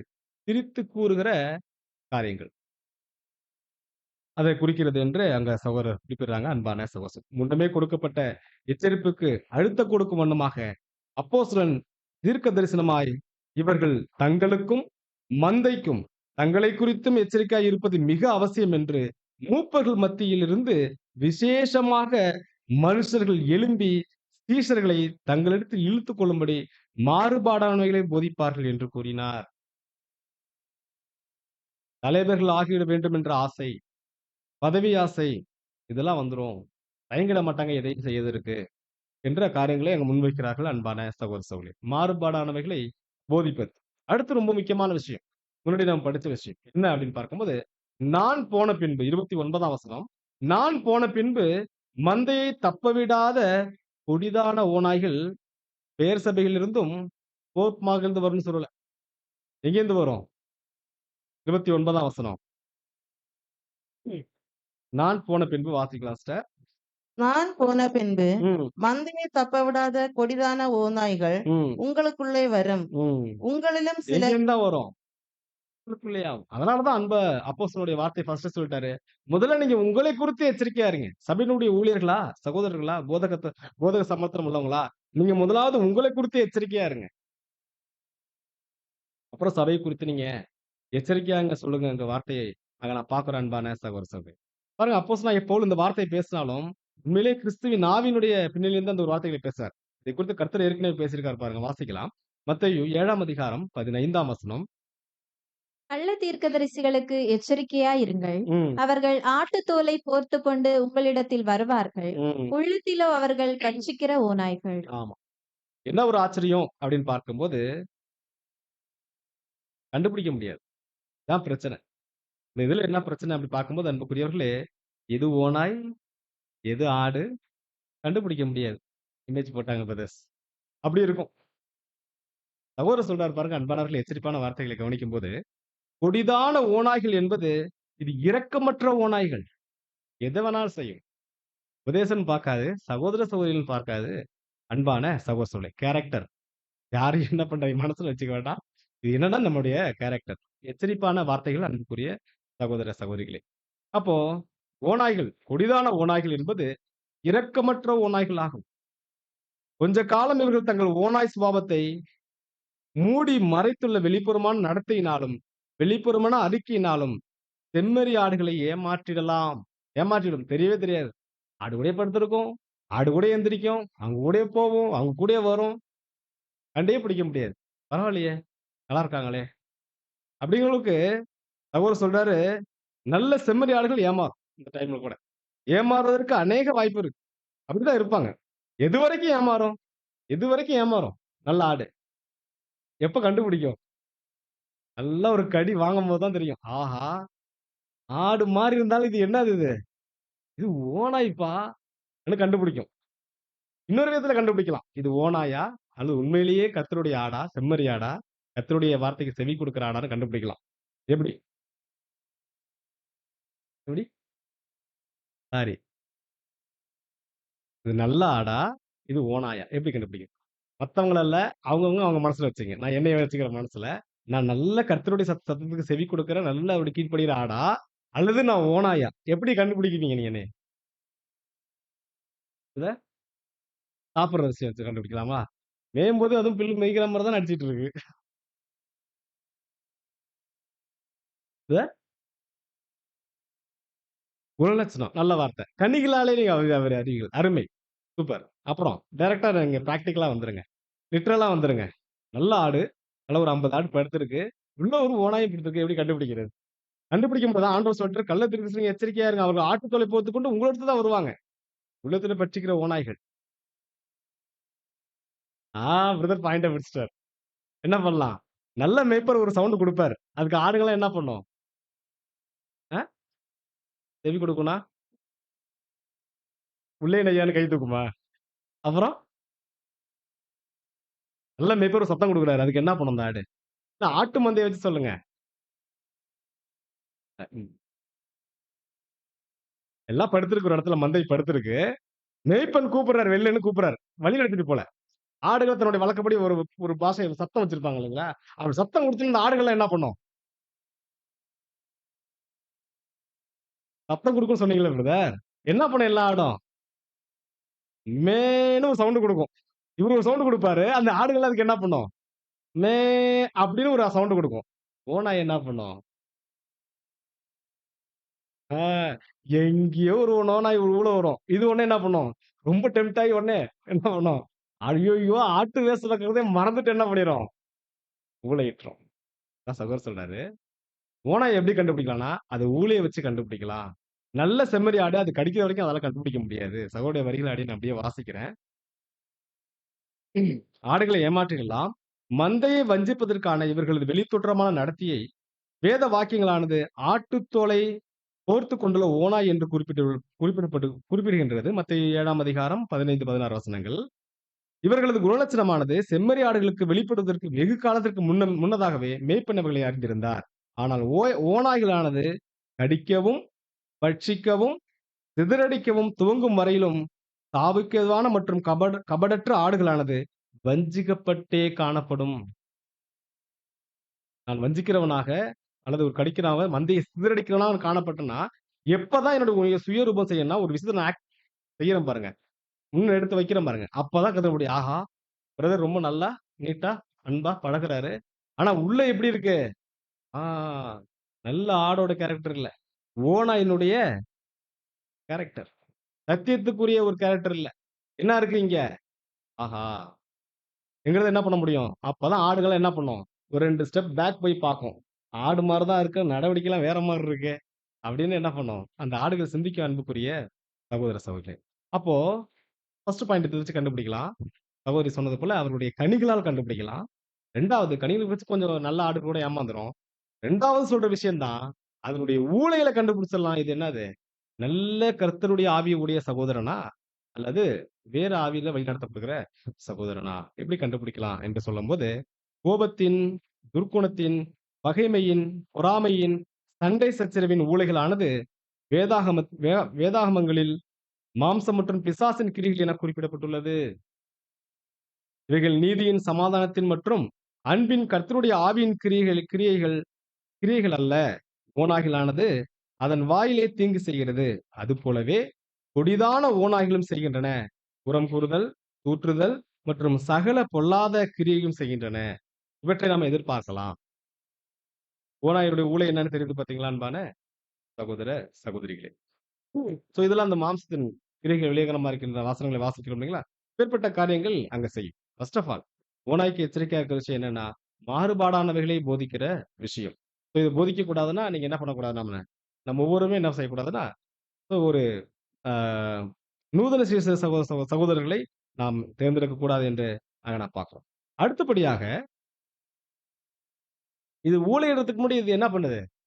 ஒரு கடிக்கிற சுவாபம் உள்ளது. அப்போ நல்ல செம்மறி ஆடுகள் வஞ்சிக்கப்படலான்றார் சகோதரர். ஏற்கனவே அந்த ஆடுகள் என்ன பண்ணியிருக்கும்? அந்த ஓநாயினால் கடிக்கப்படுறதுக்கு வாய்ப்பு இருக்கு, வஞ்சிக்கப்பட்டிருக்கலாம். அதை எப்படி கண்டுபிடிக்கிறது? ஓநாய் ஒரு பக்கம் இருக்கு. ஓநாயுடைய கடியினால, அந்த ஓநாயினால அந்த ஓநாயுடைய விஷம் மந்தைக்குள்ள ஆடுக்குள்ள பரவி இருக்கா? இத கூட என்ன பண்ண வேண்டியிருக்குது? உங்களை குறித்தும், சபையை குறித்தும் எச்சரிக்கையா இருக்க வேண்டிய விஷயத்துல கவனிக்க வேண்டியிருக்கு அன்புக்குரிய சகோதர சகோதரிகளே. இந்த பகுதியில நம்ம நல்லா வாசிச்சிருப்போம். அதாவது இந்த 31ஆம் வசனத்துக்கு சகோதரர் குடுக்குற விளக்கம் என்ன அப்படின்னு பார்க்கும்போது, ஒரு ஓநாயினால் பாதிக்கப்பட்ட ஒரு நல்ல ஆடு எப்படி இருக்கும்? பொதுவாகவே அந்த ஓநாய் கடியினால் வருகிற வியாதிகள் நம்ம தெரிஞ்சிருக்கோம் இல்லைங்களா? சாதாரண நாய் கடிச்சாவே அந்த வியாதி வரும். ராபீஸ். இன்னொன்னு ரேபீஸ்ங்கிற வியாதி வரும் நாய் கடிச்சாவே. ஓநாய் கடிச்சா அந்த நாய் தாக்கம் இருக்கும் அன்பான சகோதர சகோதரிகளே. அடுத்து ஹைட்ரோபோபியா அப்படிங்கிற ஒரு வியாதியின் சகோதரர் அங்க குறிப்பிடுகிறார் அன்பான சகோதர சகோதரி. இந்த வியாதி ஆல்ரெடி ஓநாய்ட்ட அப்படிங்களா? சிம்ப்டம்ஸ். ஹைட்ரோபோபியாங்கிறது சிம்ப்டம்ஸ். அந்த ரேபீஸ் உடைய சிம்ப்டம்ஸ் அன்பான சகோதர சகோதரி. நாய் கடிச்சிருக்கு அப்படிங்கிறத எப்படி கண்டுபிடிக்கலாம்? இந்த ஹைட்ரோபோபியாங்கிற வியாதி இருக்குதா? அப்படின்னு கண்டுபிடிக்கலாம். தமிழ்ல சகோதரர் எப்படி அத மொழிபெயர்த்திருக்காங்கன்னா, ஜலபய வியாதி. இதுக்கான அறிகுறி காணப்படுகிறதா? அப்படின்னா ஆகும். என்ன சொல்லுவாங்க? ஒரு ஆடால ஒரு ஒரு நல்ல ஆடு, ஒரு கர்த்தருடைய மந்தையில காணப்படுற உடன் சகோதர சகோதரிகள், இவங்க நல்ல ஆவியில கிறிஸ்துவின் ஆவியில தான் இருக்கிறாங்க. அல்லது ஏற்கனவே ஒருத்தவங்க பாதிக்கப்பட்ட ஆவியில அவங்க தாக்கப்பட்டுருக்காங்களா? எப்படி கண்டுபிடிச்சுக்கலாம்? என்ன பிரதர் உங்களுக்கு ஒரு விஷயம் தெரியுங்களா? இவரு இருக்கார்ல, ஓ! அப்படியா? அப்படின்னு உடனே என்ன ஆயிடுச்சு? புரியுதுங்களா? இந்த விஷயம் தெரியுமா பிரதர் உங்களுக்கு? இவரு இருக்கார்ல, 2 பேருக்குமே சம்பந்தம் இல்லாத ஒரு காரியமா இருக்கும். இவர பத்தி அவர் என்ன பண்ணுவாரு அவர்ட்ட? ஒரு புறம் கூறும்போது, அவர் அப்படியா? நான் கூட என்னமோ நெனச்சேனே! அப்படின்னு ஊகுட்டுனா என்ன ஆச்சு? அந்த ஓநாய் ஆல்ரெடி அவர என்ன பண்ணிருக்கு? டேஸ்ட் பண்ணிடுச்சு. இப்ப இவங்க 2 பேருடைய குணலட்சணம் எப்படி இருக்கும்னு சகோதரர் சொல்லும்போது, இவங்களுக்குள்ள இந்த புறம் கூறுதல் தான் மெயினா வைக்கிறாரு அன்பானவர்களே. அப்படின்னு அப்படியே வாசிக்கிறேன். மந்தையினுடைய நலனுக்கு அடுத்தவர்களை கவனித்துக் கொள்ள வேண்டும். ஆடுகளில் யாரேனும் ஓநாயினுடைய வெறிக்கடியினால், அதாவது ரேபிஸ் வெறியடைந்து ஜல பய வியாதிக்கான, அதாவது ஹைட்ரோபோபியா அறிகுறிகளை வெளிப்படுத்தும் நிலை ஏற்படாதபடிக்கு மூப்பர்கள் ஆடுகளுக்கு புத்திமதி கூற வேண்டும். ஒருவருக்கொருவர் புறம் கூறுதல் என்பது ஜல பய வியாதியின் வழக்கமான அறிகுறியாகும். சரி, நம்மள இப்ப சோதிச்சு பார்க்கலாம். நம்ம ஒவ்வொருவருக்கும் இந்த ஹைட்ரோபோபியாங்கிற வியாதி இருக்கா? எப்படி கண்டுபிடிக்கலாம்? ஹைட்ரோபோபியா, ஜலபய வியாதி. இதுக்கு அருமையா அந்த இடையில பாஸ்டர் சகோதரர் இங்க விளக்குறாங்க. ஆச்சரியமா இருக்கு அன்புக்குரிய சகோதர சகோதரி. அதனால ஜலபய வியாதி. எப்படி கண்டுபிடிச்சுக்கலாம்? எப்படி புரிஞ்சுக்கலாம்? ஜலபயம். அவ்வளவுதான். தண்ணீர பார்த்தா என்ன ஆகும் அந்த ஆடுங்க? மனுஷர்களே, நாய் தாக்கப்பட்டா மனுஷர்களுக்கு அந்த பிரச்சனை வரும். தண்ணிய பார்த்தா எப்படி இருக்கும்? ரொம்ப தாகமா இருக்கும். ஆனா தண்ணிய பார்த்தா பயமா இருக்கும். இது அப்படியே சகோதரர் ஆவிக்குரிய விஷயங்கள பொறுத்துறாரு. என்னன்னா, சத்தியத்திலே மிகுந்த வாஞ்சை உள்ள போல இருப்பாங்க. ஆனா சத்தியம் படிப்பதற்கோ, அதற்கான எந்த ஒரு ஒரு ஒரு நடவடிக்கையும் அவங்கள்ட்ட இருக்காது. பேசுவாங்க நல்லா. "பிரதர் அத படிச்சீங்களா? பிரதர் இந்த பிரதர் ரீபிரிண்ட்ல எந்த விஷயம் பிரதர் இப்ப நீ பாடம் எடுத்தீங்களே எந்த ரீபிரிண்ட் எடுத்தீங்க?" நல்லா கேட்பாங்க. ஆனா வீட்ல போய் பார்த்தா, தனிப்பட்ட எந்த ஸ்டடியும் இருக்காது அவங்கள்ட்ட. இதுதான் பார்க்கிறோம். சத்தியத்தின் மேல் உள்ள ஆர்வம் இருக்கும். இந்த ஜீவ தண்ணீராக தண்ணீர நாங்க இன்ட்ரெஸ்ட் தண்ணீர் மேல. ஜீவ தண்ணீர ரொம்ப நாங்க இன்ட்ரெஸ்ட்டா குடிக்கிறோங்க. அப்படிங்கிற அந்த தண்ணீர் மேல வாஞ்சை உள்ள போல தங்களை காட்டினாலும், ஆனா தண்ணீக்கு பார்த்தா என்ன இருக்கும்? பயமா இருக்கும். ஏன்னா அவருடைய நடவடிக்கைகள் அப்படியாக காணப்படுகிறதை அங்க நான் பார்க்கிறோம் அன்புக்குரிய சகோதர சகோதரிகளே. ஸோ இதனுடைய பக்கங்கள் தான் நம்ம அங்க பதிவு செய்திருக்கிறோம். புதுப்பிச்ச ஒழுங்குமுறையில ரீபிட்ஸ் நம்பர் 4458 அடுத்து ரீபிட்ஸ் நம்பர் 5935 பக்கம் 289 298, 299 பக்கங்கள்ல இந்த ஒரு காரியங்களை குறித்து அங்க சகோதரர் ரொம்ப ரொம்ப நேர்த்தியா பேஜஸே போட்டாங்க அழகா. இந்த ஒரு காரியங்கள அன்பு சகோதரர் அங்க பேசுறாங்க. இருக்க வேண்டிய இந்த ஒரு காரியம் தேர்ந்தெடுக்கப்படுகிற ஊழிய சகோதரர்களுக்கு மட்டுமல்ல, தேர்ந்தெடுக்க ஒட்டுமொத்த சபைக்கும் இந்த ஒரு பொறுப்பு அங்க காணப்படுகிறது அன்பான சகோதர சகோதரிகளே. அடுத்தபடியாக ஊழியர்களை தொடர்ந்து நாம் செய்யப்போகிற ஊழியக்காரர்களுக்கான தெரிந்து கொள்ளுதல். இது எப்படியாக இருக்கணும் என்று பார்க்கும்போது, உதவிக்காரர்கள் என்றோ நாம என்ன நினைச்சிடுறோம்? இவங்க எப்பேர்ப்பட்டவங்க அப்படின்னா, யார வேணாலும் தேர்ந்தெடுக்கலாம். ஆனா அப்படி இல்ல. ஆதிகால அப்போஸ்தல சபையில அப்படி தேர்ந்தெடுக்கல. நல்ல தெளிந்த புத்தி உள்ள ஆவி, நல்ல ஆவியில தேர்ந்தவங்க தான் என்ன பண்ணாங்க? மொசாங்க. ஊழியர்களுடைய அடுத்த ஸ்டேஜ்ல என்ன பண்ணாங்க? இந்த சகோதரர்களை தேர்ந்தெடுக்க ஒருவேளை உதாரணம் சொல்லணும்னா நம்முடைய அன்பு சகோதரனாகிய ஸ்தேவான். எந்த அளவுக்கு தேவ ஆவியிலயும் வல்லமையும் அவரு அங்க செயல்பட்டார். செய்த ஊழியம் என்னங்க? செய்த ஊழியம் என்னதான்? பாருங்க டீக்கன் ஊழியம் தான் செய்தார். உதவிக்காரர் ஊழியம் செய்தார். பந்தி பரிமாறினார் அன்பான சகோதரர். ஆனா அவருடைய அவருடைய அவருடைய ஆவியின் வளர்ச்சி எப்படி இருந்துச்சுன்னா, ரொம்ப அருமையாக அங்க இருந்தது. முதல் இரத்த சாட்சியாக அங்க மரித்தார் என்று நான் பார்க்கிறோம். ஸோ உதவிக்காரர் குறித்து அநேக காரியங்கள் நமக்கு தெரிஞ்சிருக்கிறோம். ஸோ இதுல விதிவிலக்கு இருக்கு. நூதன சிஷ்யர்களாக இருக்கலாம். புதிதான சகோதரர்களாக இருந்தாலும் தவறில்ல. அவங்கள என்ன பண்ணலாம்? அந்த உதவிக்காரர்களுக்கு உற்சாகப்படுத்தலாம். நம்ம ஏற்படுத்தலாம். அது மட்டுமல்ல, அதுல யாரை கொண்டு வரலாம்? உற்சாகமாய் செய்கிற அன்பு சகோதரிகளும் இந்த ஊழியங்கள செய்ய பயன்படுத்தலாம் என்று அங்க நான் பார்க்கிறோம். ஸோ ஒரே ஒரு வார்த்தையை பார்த்து நம்ம பாடத்தை நம்ம நிறைவு செய்யலாம். இந்த ஊழியக்காரர் அதாவது உதவிக்காரர்ங்கிற வார்த்தைய சிஸ்டர் வசனம் எடுத்து வாசிச்சீங்க 2 கொரிந்தியர் 6ஆம் அதிகாரம் 4ஆம் வசனம்.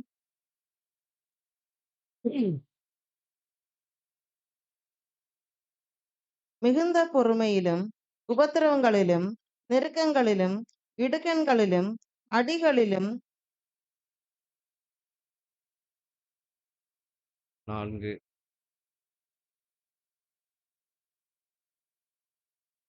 இல்ல பிரதர் சாரி. நான் வசனம் தப்பா சொல்லிட்டோம். சரி 1 தீமோத்தேயு 3ஆம் அதிகாரம் 8ஆம் வசனம் சில வசனங்களை வாசிக்கலாம்.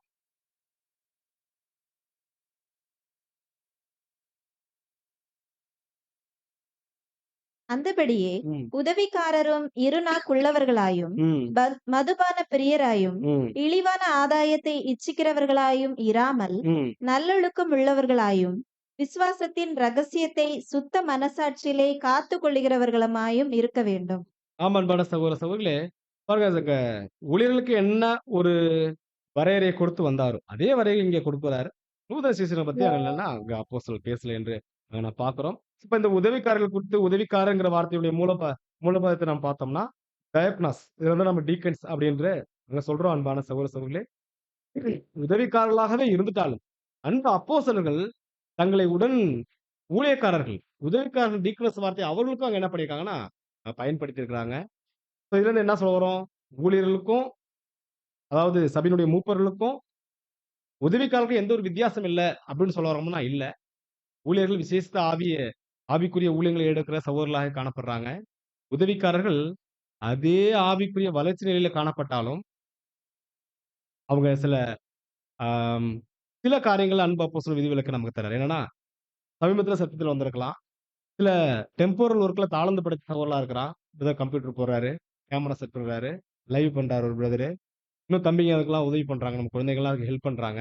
ஸோ இப்படிப்பட்ட தாளந்து படைத்தவர்கள் இப்படிப்பட்ட ஊழியங்கள்ல என்ன பண்ணணும்? சபையை அங்கீகரித்தவங்கள உற்சாகப்படுத்தணுங்கிற காரியங்களை நாம் பார்க்கிறோம் அன்புக்குரிய சகோதர சகோதரி. ஆனாலும் ஊழியக்காரர்களா இருந்தாலும் சரி, உதவிக்காரர்களும் சரி, கிறிஸ்துவின் சிந்தையில, தாழ்மையின் சிந்தையில இந்த ஊழியங்களை என்ன செய்யணும்னா, அங்க செய்ய வேண்டும் என்று அங்க நான் பார்க்கிறோம் அன்புக்குரிய சகோதர, சகோதரிகளே. தேவனுடைய கிருபையினால இந்த நாளில் நாம் பார்த்துட்ட காரியங்களை தியானிக்கும்போது, புது சிருஷ்டியில் முறையும், ஒழுங்கும். முதலாவது நாம் பார்த்தோம், சபையினுடைய ஒழுங்குல காலம் தவறாமை நம் மத்தியில் காணப்பட வேண்டும். அடுத்தபடியாக, சபையில நம்முடைய ஆடை, அலங்காரங்கள் இது பக்தி விருத்திக்கு ஏதுவாக காணப்பட வேண்டும் என்று அங்க நாம் பார்த்தோம். 3வதாக சபையினுடைய ஸ்திரீகளின் பங்கு, நம்முடைய சகோதரிகளுடைய பங்குடைய காரியங்கள், நமக்கு அருமையான ஆலோசனைகளை தியானித்தோம் அன்பான சகோதர, சகோதரி. அடுத்து நம்முடைய குழந்தைகள், எக்லீசியால நம்முடைய குழந்தைகள் எப்படி அங்க காணப்பட வேண்டும்? அதை எப்படி அவங்களுடைய ஆவிக்குரிய விதங்களை போதிக்கணும்? அதுல தெய்வீக ஒழுங்கு என்ன என்பதை பார்த்தோம். அடுத்தபடியாக புதுசியாக கூடி வருகிற நாம் சபையின் மத்தியில சகோதரர்கள், ஊழியர்களையும் உதவிக்கால தேர்ந்தெடுக்க காரியங்கள்ல சகோதரிய எழுத்துக்கள் சில காரியங்களை நாம் தியானித்து நிறைவு செய்ய தேவன் நமக்கு கிருபை செய்தார். உண்மையான உங்கள் அனைவரையும் தேவன் ஆசீர்வதிப்பாராக. மீண்டுமாக சகோதர, சகோதரர்கள் அனைவருக்கும் கிறிஸ்துவுக்குள் அன்பையும் வாழ்த்துக்களையும் எடுத்துக் கொள்கிறோம். ஆமென்.